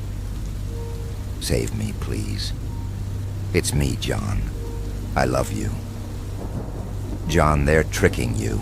Don't hit me." I silenced them one by one with hard blows to the head. Once the final one had fallen, I turned to my Stacy and stuck my hand out. "I told you I was going to protect you. This has been one hell of a day for a proposal." Stacy smiled, and her cheeks pushed into her eyes in that cute way I loved. "I never doubted you for a second. God, I loved this woman." We jogged through the stone chamber and exited the temple. The bulbous, multicolored shape of the balloon stood out against the gray fog and dark, leafless trees. Our pace picked up the closer we got until I helped Stacy into the wicker basket. "It's still stuck," she told me, and pointed toward the branch keeping us from flight. "I got it," I said, and began climbing the tree. I was 10 feet off the ground when I could see the snag. I balanced myself and stood on the branch, keeping us in this evil place, then used my weight to push up and down like I was on a pool diving board. The dry tree shook and waved. Then the branch snapped. I fell hard to the ground, and Stacy screamed. My eyes fluttered open to see that the wicker basket no longer touched the ground. I also heard thunderous footfalls behind me. It took every ounce of my strength to get off the ground. My shoulder shrieked in pain. My ankle was sore from descending the massive staircase in the temple. A headache raged between my ears, but I ignored it all and raced to catch up with the balloon. Stacy reached her arm out. "Grab on. Hurry." Pushed my head down and leapt, catching one hand on the wicker basket and the other in Stacy's hand. She helped me inside the basket, but there was no time to celebrate. The long, thin legs of what had chased us earlier were closing in. I found the valve on the burner and pulled it. The burner hissed, and a burst of flaming gas spewed out, climbing into the multicolored envelope. The balloon expanded and began to rise. "Faster, John!" Stacy screamed as I followed her gaze. The fog wasn't as dense at our current elevation, and afforded me a view of what pursued us. The long legs attached to a slim body full of tentacles, a thick head spotted with black eyes, grew closer and closer, until I could see the wide scales that made up its skin. I kept the burner going as the creature's huge hand groped for us, its fingers as long as my body. I held Stacy as we both screamed, and I knew that if I died, I would die protecting her. Then the hand was below us. The creature slowly disappeared into the ground-level fog as we ascended higher and higher into the sky. The flames hissed above us and into the dark, looming clouds. We'd made it off the ground and away from the temple. But we weren't in the clear yet. The roiling clouds around us began to strobe with streaks of lightning. A peal of thunder was so loud it vibrated my core, and every fiber of my being told me to duck. But I couldn't. We had to get out. I kept one hand on the burner valve. The other held Stacy. Lightning spiderwebbed around us, and in the distance, during one of the particularly bright displays, I got a view of something behind us. The serpentine, colossus I'd seen earlier, hovered in the sky. It was big, impossibly big. A pair of red glowing eyes sat under a cavernous mouth of jagged teeth, all on a head the size of a mountain. A thick body covered in slender fins writhed like it was in pain from our escape. A ghastly sour wind blew, and the low-pitched hum against my ears formed words. Freedom is the lie of mankind. Obedience is a chasm that consumes all humans. My revelation is nigh. The fog grew denser until I could barely see my hand in front of my face. The wind blew. Lightning popped. The wicker basket jostled and twisted against this strange storm. Stacy and I held on to each other during this torrent of wind and fear. We shouted into the wind and cried for salvation. We didn't know if we were going to make it, but we did know we had each other. I love you, I shouted. I love you too. Then sunlight began to poke through the murk. Stacy's smile was as bright as the sun when the gray storm withdrew and left us with the view of our town. Look, I said, and pointed. There's the high school and the mall. We're back, Stacy said. We're back home. I stopped the burner and embraced my fiancée, and we kissed more passionately than ever before. We'd been through something horrible together, but we'd made it out. She was my everything and my all. We cried as the balloon slowly descended, bringing us closer to Earth. I wanted nothing more than to kiss the fucking grass. I had no idea what I was doing when it came to landing a hot air balloon. When I could see we were about as high as the trees, I noticed our descent speed would injure us if we landed, so I turned on the burner sporadically and desperately tried to make our landing as soft as possible. Once again, I certainly wasn't a professional at landing one of these things. Soon the wicker basket slammed into the ground, bounced up, rolled over some shrubbery, decelerated, then slammed into the ground again. The basket tipped over, and Stacy and I spilled into a field of soybeans. My mouth ate dirt, and Stacy landed hard on her side. The balloon eventually stopped and toppled over, but I was busy helping Stacy to her feet. "Are you okay?" I asked, brushing debris from her pants. Yeah, I'm better than okay. Thank you, John. Thank you for bringing me here. I kissed her, then took her hands in mine. I told you I was going to get us home. In the distance, I heard police sirens. I guess someone saw the balloon dangerously close to landing in the field and called the authorities. We were going to get medical attention. We were going to be safe. I had no idea how I was going to explain what happened to us, or Marco. But I didn't care. I had Stacy, and that's all that mattered. Marrying you is going to be the greatest day of my life, I said, and rubbed my thumb over Stacy's engagement ring. But there was a problem. She didn't have a ring on. Yes, John, Stacy said. The greatest day. My smile vanished, and I almost had to cover my nose. There was a terrible stench coming from my fiancé, and it smelled sour. Story number 7. My close friend Austin passed away a few weeks ago. I found him at my place, or rather, at our place. Austin and I were college friends. We were actually living in a dorm, but after Austin and I became close, we decided to move into a separate apartment. We rented this apartment. It wasn't very big, but it was enough for the two of us. We easily managed most things by sharing the work. Ironing, cooking, grocery shopping. That day, it was my turn to go to the market.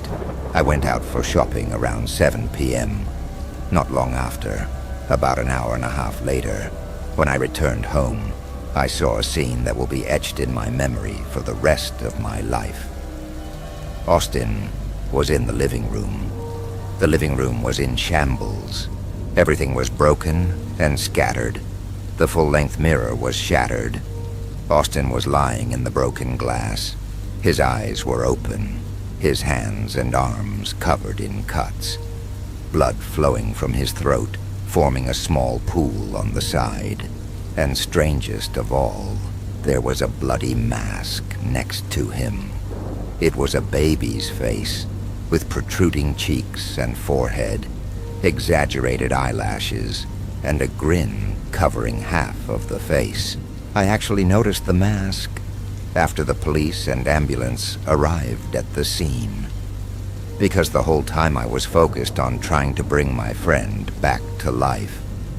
Austin was already dead when I arrived. That's why he was taken out of the house in a body bag. God, I collapsed onto the couch. 2 hours earlier, we were joking around with each other.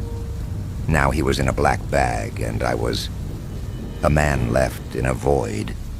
It was definitely murder, so the house was now a crime scene.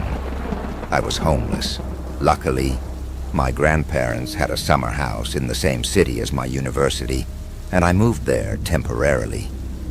When my parents heard about what happened, they were very worried about me. I wanted to continue going to school, but my mom insisted that I see a psychologist and even made an appointment for me. I didn't say much during the first few sessions because I didn't think it would help. So what changed my mind? The visions that started 2 weeks ago. My grandfather's house is detached and huge. Also, I haven't uncovered most of the items, so it can be scary at night. One night, I went downstairs from the upper floor to the kitchen to get some water. When I turned my head to the left on the stairs, I saw him. He was about my height, a rather overweight man wearing a bloody butcher's apron. His chin was visible under the mask, and yes, it was that mask, the mask next to Austin. I climbed a few steps up the stairs and hid.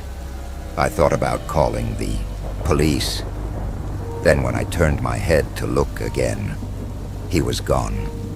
Still, I called the police to come check my house, but they found no one. And I'm sure they thought I was crazy as they left. The thing is, at that moment, I felt that way, too. When I told the psychologist about it, he said I was having delusions. The human brain can see hallucinations after such traumatic events. But it kept going. Sometimes it would walk past me while I was having breakfast in the kitchen. I would freeze in shock. Then I would get up to check, and he wasn't there. At first it was so terrifying, it kept me awake all night. But over time I convinced myself it was just my imagination. At least, I tried to. But it kept getting worse. There were moments when the killer, whom I had only seen wandering around, would stop and stare at me, sometimes following me, and then the voices started. While I was in the shower, I heard a knock on my door, a few taps, then it stopped. And believe me, no matter how much the soap stung my eyes, I didn't even blink during the entire shower. It's all in your head, Caleb. Calm down. These aren't real. I kept trying to calm myself down like that. One night I woke up with a sudden jolt. I was drenched in sweat because I was tied to the bed. It wasn't just an illusion. Even though I pulled on the ropes, my arms and legs wouldn't move. I only noticed the man in the baby mask when he moved. He took a step toward me. Even if I screamed, my neighbor probably wouldn't hear me because the house was detached. With every second he slowly approached me, I struggled and trembled more. He positioned himself right at my head, and unbelievably, he touched me. When his hand grabbed my chin, I froze. He was holding me tightly. He was turning my head from side to side. Then he lifted my head and leaned over me. This isn't a nightmare, I said to myself. This isn't a nightmare. I could smell the dry blood on the mask. He leaned close to my ear as if to whisper, and then I don't remember what happened next. When I woke up, it was morning.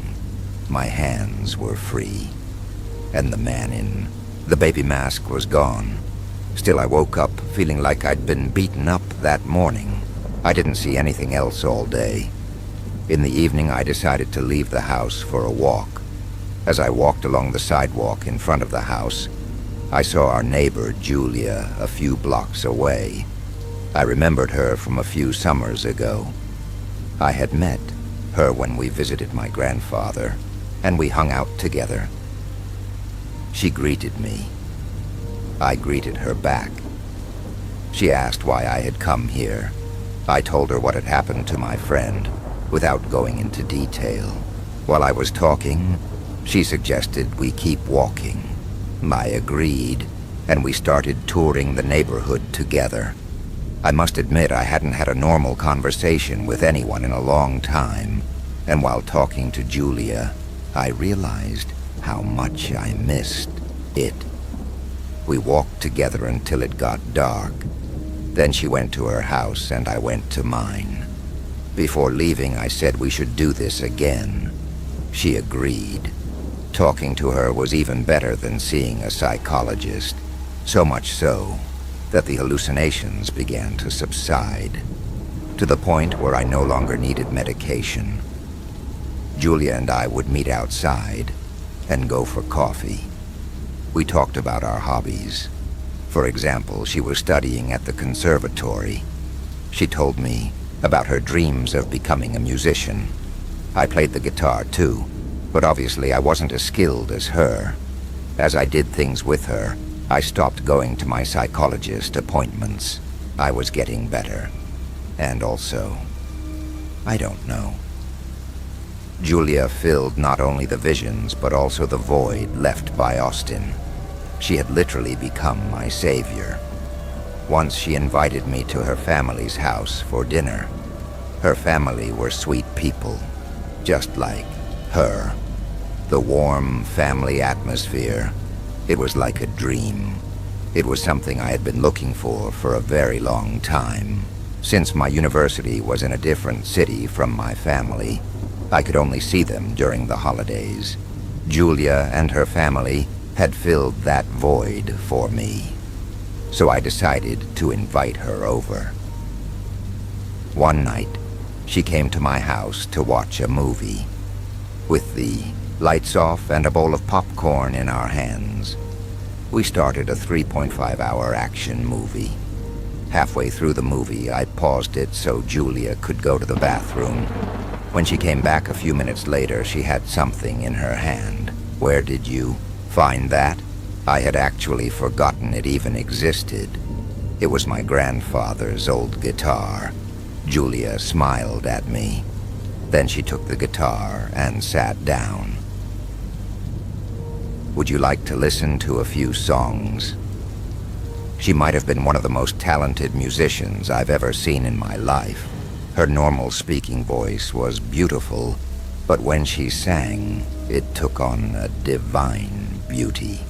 She became one with the song. I thought she would be a very successful artist in the future. As I listened to her, spellbound, the sound of my phone broke. The harmony of the moment. It was an unknown number. When I answered, a woman addressed me by my last name. She told me to come to the police station immediately. What's it about? We found a new lead concerning your friend Austin's murder. My blood ran cold. Julia could tell from the look on my face that something was wrong. I told her I'd be there in a few minutes and hung up. What happened? He leaned his guitar against the couch. I told him I had to go to the station and explained why. If you want to go home, I can drop you off. No problem. If it won't take long, I'll wait for you here. Besides, the movie's only halfway through. The offer sounded tempting. I told him I'd be home in an hour at most and went outside. How could I have known? When I got to the police station, a police officer greeted me. We went to one of the interrogation rooms. It annoyed me that no one was explaining what was going on. Finally, when we sat down at a table, one of the police officers spoke. Caleb, we didn't want to call you back here, but there's been a major development. What is it? He handed me a note, hesitantly. Do you recognize this handwriting? The note looked like it had been torn from a notebook, and it definitely hadn't been written with a normal pen. What's that on it? Blood. A note written in Austin's blood. It was just found at home. I looked at the note again. Caleb, will you answer the question? No, I don't recognize it. Well, did Austin have any enemies who would do this? You already asked me that. I know, but maybe after this new detail, someone will come to mind. No one came to mind. Austin had always been a somewhat introverted and polite kid. I was sure no one would kill him so brutally. When the police realized they wouldn't get anything out of me, they let me go. I want you. The words written on the little note. All night long, it was as if someone was screaming this inside my head. I want you. The police thought the note was written for Austin. But what if it wasn't? I was a mess. I literally couldn't think. I was walking around in a daze, my head completely empty. I was like a zombie. All I wanted to do was go home and sleep. So I was going to tell Julia I was too tired, and we could continue the movie another night. I called her, but she didn't answer her phone. I had called when I left the police station, and she hadn't answered then either. I figured she had already gone home since I was late, and I didn't think much of it.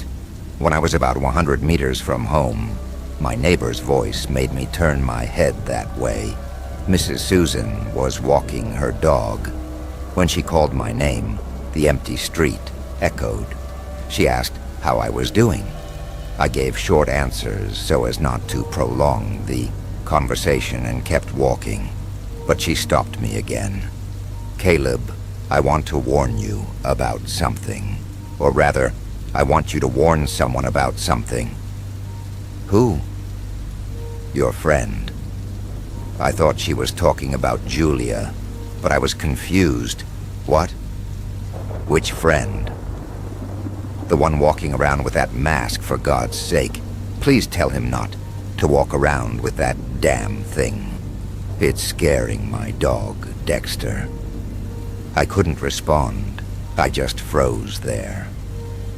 Mrs. Susan said goodbye and left. I realized I was shivering, even though it was warm. Hallucinations. Were they real? Only one name came to mind. Julia. She wasn't answering her phone. She was alone in the house with the killer. I ran home. I opened the door so hard I almost broke it. I shouted Julia's name throughout the house. I was afraid to find her dead in the house, but worse, she was gone. Julia had vanished into thin air. The house was just as I had left it. The only difference was that guitar, which she had leaned against the chair, had fallen to the floor. There was a note next to the guitar. This time it was a note written in pen. "I want you." I called the police. The police searched the entire house and neighborhood. There were no signs of a struggle, no signs of forced entry, and no blood, so no one could figure out exactly what had happened. Since I was involved in both a missing person case and a murder case, they took me into custody, but it was certain and proven that I was in a different place from the scene of the crime in both cases. So they let me go. Still, Julia's family blames me. I blame myself, too, for leaving her alone at home. I left the summer house and checked into a hotel. My mom and dad insist I come stay with them, but I won't go because I'm scared, more for them than for myself. This killer isn't a delusion. He's hurting people around me. I'm afraid he'll do something to my family, too. I checked into a boarding house. I hadn't been there a day. I fell asleep without even taking off my clothes, exhausted. I woke up to the sound of the door at night. Someone was trying to force my door open at the cheap boarding house where I was staying. I jumped out of bed, in a panic, but there was nowhere to hide in the one-room place. As I ran to the bathroom and locked the door, I heard the sound of the main door lock being broken. I could hear his footsteps. He was walking around the room. I even heard him throw a few things. My phone was left outside. There was nothing here I could use to defend myself. I was writhing helplessly inside the room. Then the footsteps stopped. There was no sound for a long time. It was as if time had stopped, until a piece of paper slid under the bathroom door. I was startled by the sound of friction. I stared in horror at the randomly torn piece of paper. It had a single sentence written on it in capital letters. "I want you." Story number 8. What is an obscure TV show movie from your childhood that no one else seems to remember? It's a simple question for many people, and a way to share nostalgia between communities. For me, it's a trigger word, a trigger to a gun loaded with trauma and nightmares. Anytime I mention it, I spiral down the rabbit hole that is Rocky the Brave Raccoon. I first stumbled upon what seemed like an innocent Muppet ripoff when I was 10. My parents had begun to leave me home alone, and I had been channel surfing, as we had to do back in the early 2000s. I found myself on Channel 74, but instead of the usual static and station title and number, there was music and a picture fighting against the static. It was the sound of a theme song, similar to the late 90s Goosebumps theme, fighting against the ear-shattering static. As the music grew louder, fighting the static, the picture began to emerge. On the screen fading in was a raccoon puppet wearing a detective uniform, equipped with a satchel and flashlight. It reminded me of the Muppets at first, until the theme music faded and the episode title popped onto the screen. Then it felt more like a Scooby-Doo episode, Rocky and the Case of the Puppet Master. Cool. Title flashed in yellow against the dark forest background. The music began to fade, and Rocky was alone, flashlight in hand, walking through the forest. After a few steps, Rocky began to hum a tune I didn't recognize, seeming unfazed by the dark and spooky forest surrounding him. But then the camera panned down as Rocky noticed a thick red liquid leading off trail. Rocky began to follow the liquid trail, visibly less unfazed. As Rocky followed the liquid trail, the amount began to increase until the liquid trail was a puddle. Above the puddle of dark red liquid was a man, disemboweled, hanging from the tree, above by a fishing line, or something similar, each limb on a separate line in a shocked pose, as if the corpse was now a gory puppet. Rocky screamed and began to run away, presumably back to the main trail he started on. But after 30 seconds, it was apparent he was lost. Rocky sat in defeat until he heard twigs snap in the bushes near him.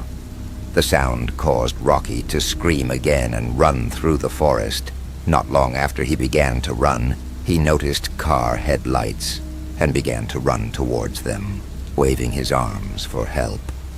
But as he got closer, he realized the car was parked in the middle of the woods. Rocky ran and opened the driver's door and discovered the mutilated and strung-up body of a woman. The body was already in early decomposition and was posed as if she was still driving the car. Rocky did what he had done several times before, running and screaming deeper into the woods. Again, after a few seconds, Rocky stumbled upon something. This time it was a creepy, seemingly abandoned cabin. Rocky ran in with no hesitation. As he busted through the front door, the body of another disemboweled man startled him. It was hanging a few feet away from the entrance, posed like it was greeting visitors. Following the same pattern as the previous discoveries, Rocky screamed, then ran out the front door. But this time, Rocky was blocked by a lanky, eerily tall man with a mask, similar to how Pinocchio looked in the original movie, covering his face. Rocky screamed, but was interrupted by the lanky man's hand covering his mouth. The screen then cuts to black.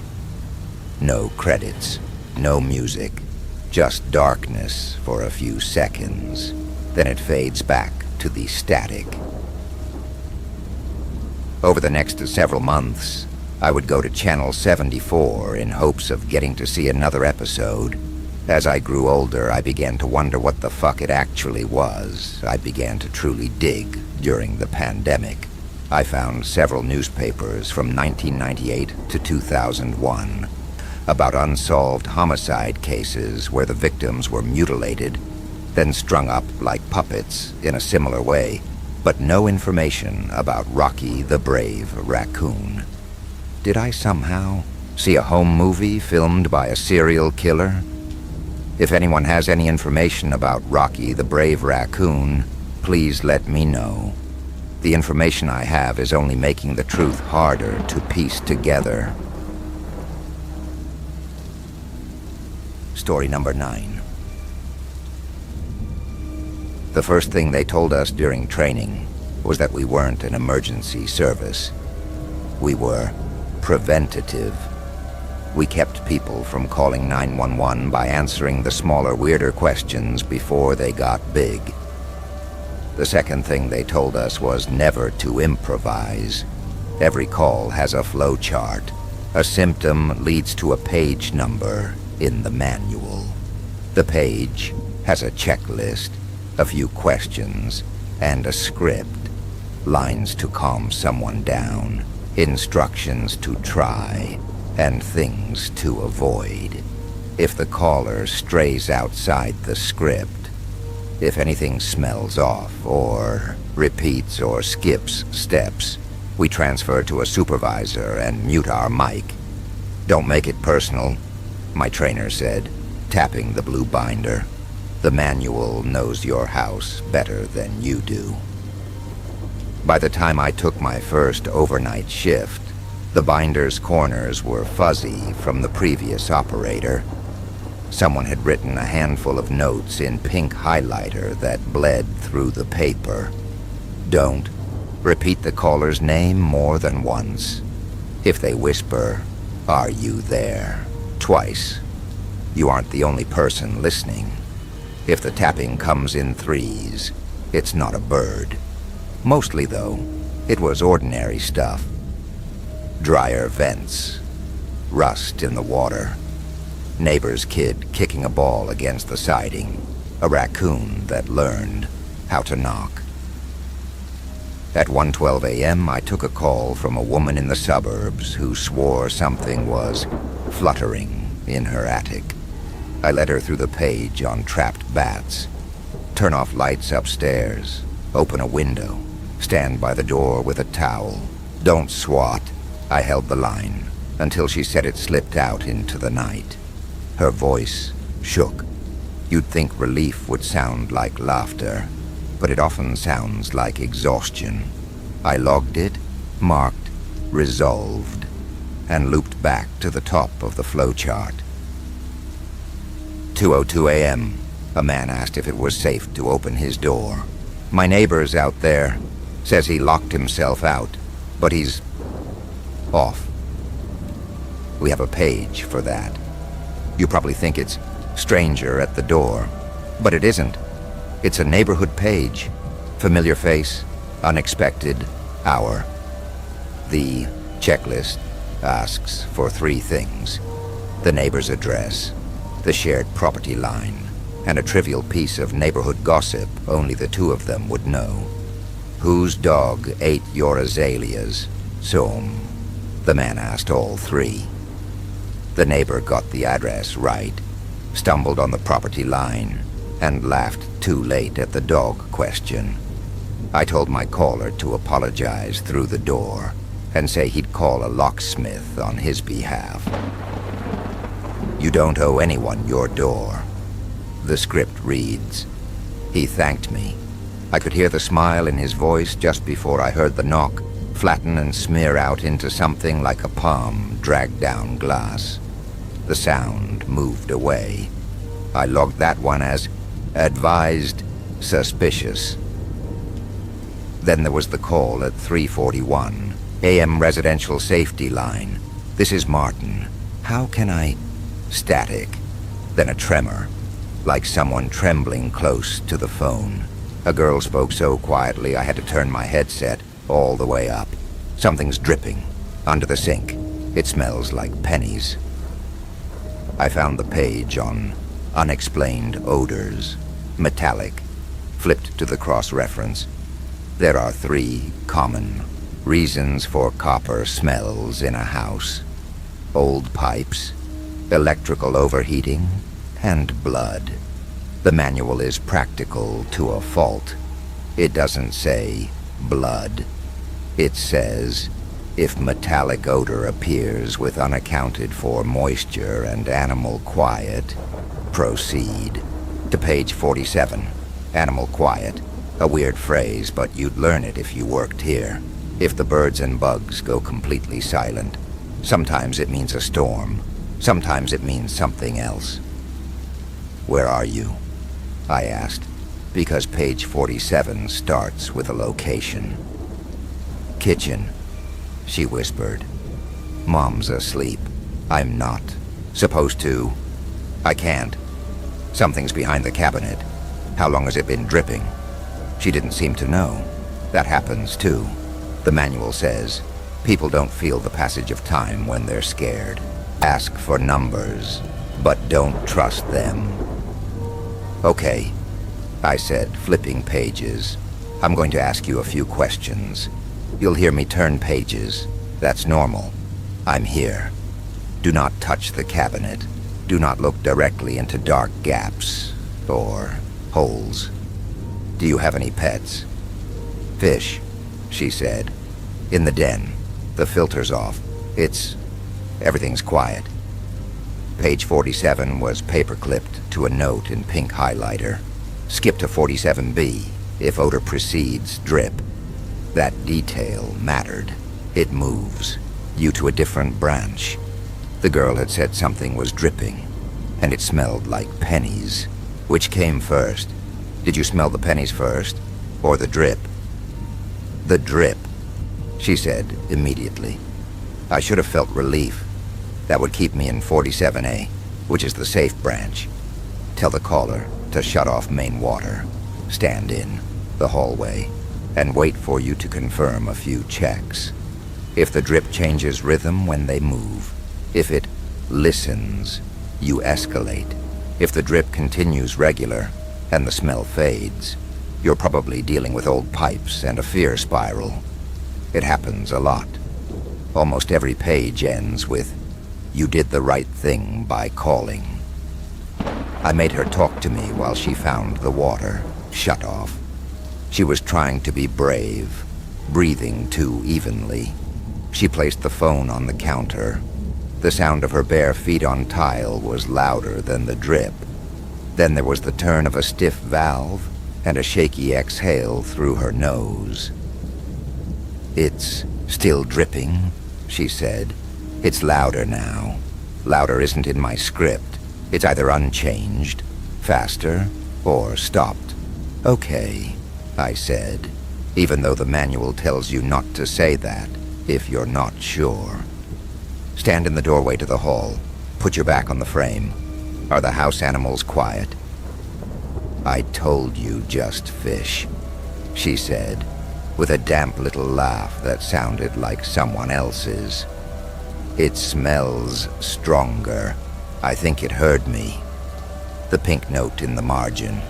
If they say, "I think I heard me," skip to supervisor, because that phrase shows up on 3 different pages, none of them good. I hovered over the transfer key. The supervisors hate getting calls that aren't clean, but the binders say to move them anyway. "Martin?"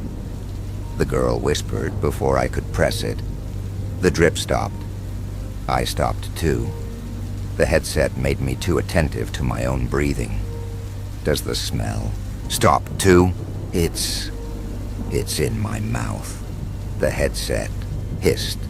The fluorescence over my cubicle hummed like a faraway hornet. Somewhere, 2 rooms over, the hold music started. "You are my sunshine." But wrong, like it tripped every 3 notes. The hold music can bleed into other calls if a supervisor picks up while they're on with someone else. It drives me nuts, but you learn to work around it. "Okay," I said. "Stay in the hall. Do not look under the sink. I'm moving you to..." I reached to transfer. All the lights went out, not a power cut. The monitors stayed on. The phones stayed lit. Only the fluorescence failed, 1 row at a time, trailing away from me to the far end of the room like a short fuse burning down. "Martin," she whispered. The cabinet opened. I did exactly what the manual says not to do. I asked a question not on the page. "How do you know?" There was a pause, and then she whispered, so quiet I felt my throat tense to hear it. "I didn't touch it, but the drip has two voices now. My finger hovered over the transfer key. I hit it. Nothing. The light on the button flickered and died. The call didn't drop. I glanced down at the binder for the escalation path and saw for the first time that page 47 wasn't a full sheet. Someone had torn out half of it. It ended mid-sentence. If the drip grows a second voice, do not second voice. That's what she'd said. I stared at the jagged paper edge. My trainer's pink highlighter bled through the missing page, leaving a neon fringe. "Are you there?" she asked. "You're not supposed to repeat that question. If a caller says it twice, you're supposed to mute your mic and look around the room without moving your head. It's a tiny survival hack built into the job. If you feel the urge to swivel to the door, don't. Look in reflections instead. Monitors, windows, the black face of the phone." I saw myself in the dark monitor, headset waterfalled over my jaw, mouth slightly open, eyes wide. The hallway behind my row of cubicles was a thin neon stroke from the exit sign, and this is the part I keep replaying. My reflection didn't line up quite right with the way my shoulders felt. Like there was more weight on one side, in the glass, than there was on my skin. "Martin?" she said again. Second time. I muted my mic, like a good little operator, and I looked down. Under my desk, it was dark, but not black. Something gleamed. A coin. No. Wet pantry liner? No. It looked like the scrape of a tongue along chrome. The metal strut that held my keyboard tray glistened, and then, as if embarrassed, pulled back into shadow.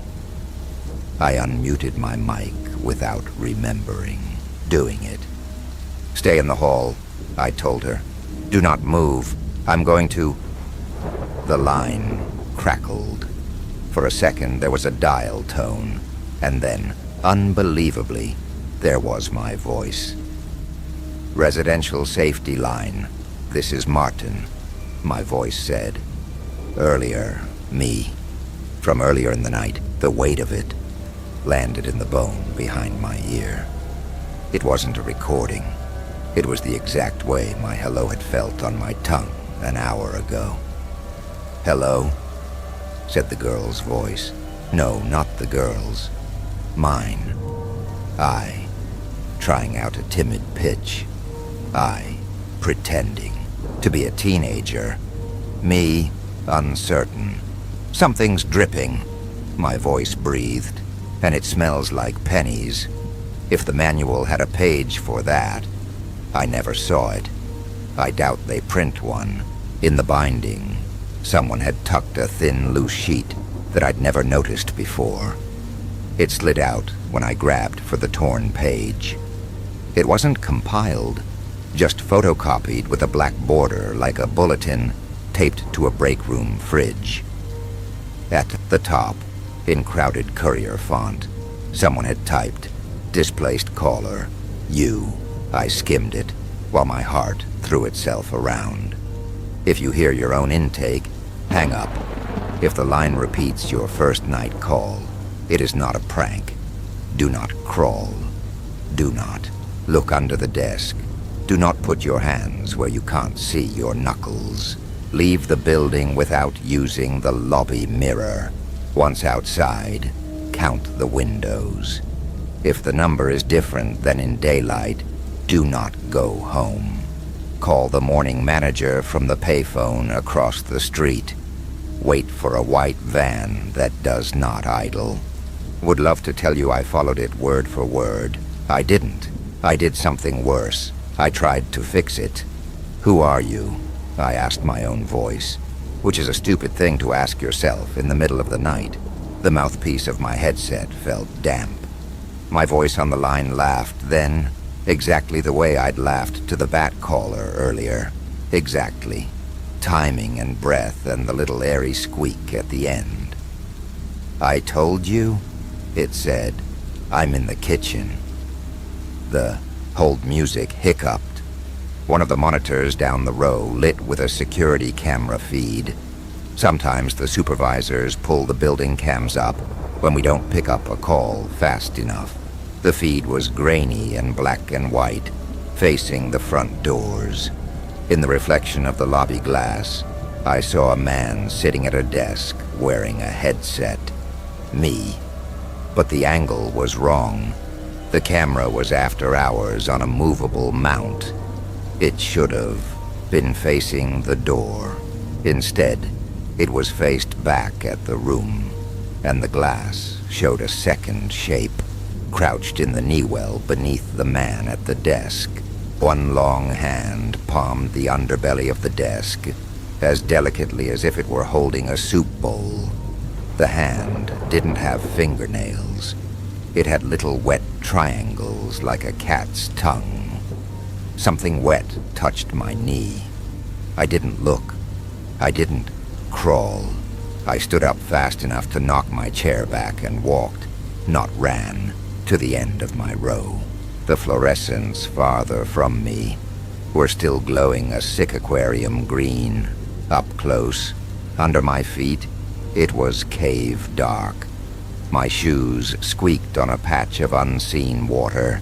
I took the long way around the lobby to avoid the mirror because I am trainable, even at my worst. The exit bar groaned under my palm, and then the door yawned me into the early morning chill. Outside, the parking lot felt like a blank page. The sky was a shade from black to navy. The world was the size of that building and however far the streetlights reached. Across the street, a payphone hunched under a plastic dome like a monk pulling up his hood. The manual said to count windows. I counted. 1, 2, 3, 4 in the top row. 1, 2, 3, 4 in the bottom. But I know. There are 5 on the top and 3 on the bottom in daylight. We all joke about the clown window, the fake one on the first floor that goes to a painted brick wall. 4 and 4. Neat. Even. Like teeth that have grown into where gums should be. I didn't go home. I called the morning manager from the payphone. The receiver smelled like pennies. The ring went out. The lobby lights shivered. The hold music crawled across the night like a low tide. I rehearsed my script. "This is Martin. I think the desk is compromised. Please send." A white van turned the corner with its headlights off and drifted toward the curb. It didn't idle. A woman in a sweatshirt and pajama pants slid the side door and said, without "Good morning," or "Are you okay?" Did it say, "Are you there?" twice? "Yes," I said. "Then it already knows your voice," she said, and handed me a white paper mask like we wear during dusting. "Keep this on until noon. Don't answer any number you recognize." "Do you have coins?" I emptied my pockets into her palm. She counted out 4. "If the phone rings," she said, "let it. If you hear anyone ask for you by name, anyone, even me, go into a store and tell them you have a nosebleed. Someone will help you." I asked her a dozen questions, none on any page. She answered none of them. She asked me one. "Did you look?" "No," I said, mask in my fingers. "I didn't crawl." She nodded. "Then you can come back tomorrow." "I'm not," I began, but the words didn't quite sit on my tongue. I thought of the girl who had called from the kitchen, how brave she'd sounded trying to breathe evenly. I thought of how my voice had pretended to be hers. I thought of the way the dripping thing had learned to have two voices because one wasn't enough. "You'll come back," she said, like she was reading my script. I'm at my apartment now. It's 10:37 a.m. and the mask is damp and papery, and I cannot do the thing I've done every morning since I moved in, which is bend down and check the little cabinet beneath the sink for leaks. The manual says, "Don't write about work online. We are preventative. We are no one." I know, but the manual doesn't have a page for what you are supposed to do when your own voice calls you to ask for help. So here's mine. If you smell pennies and hear a drip, turn off the water and listen to the animals. If the animals are quiet, pretend they're loud. If someone knocks at your door and laughs too late, call a locksmith for them. If a voice asks if you're there, count how many times it asks. The second time is a test. The third time is a roll call. The fourth time is not for you. And if you work nights and keep a headset on and feel something wet touch your knee in the dark, do not crawl. Stand up. Walk to the door. Count the windows. Wait for a van that does not idle. When it's noon and the mask comes off, call your mother and tell her you love her. Do not repeat her name more than once. When you put the phone down, you may hear your own voice ask, "Are you there?" Say nothing at all. You've reached the end, but the shadows haven't left you. If this story unsettled you, prove you survived. Like this video, subscribe to Spectral Shadows, and leave a comment with the part that haunted you most. The darkness is always waiting, and so are we. Until next time, don't turn off the lights.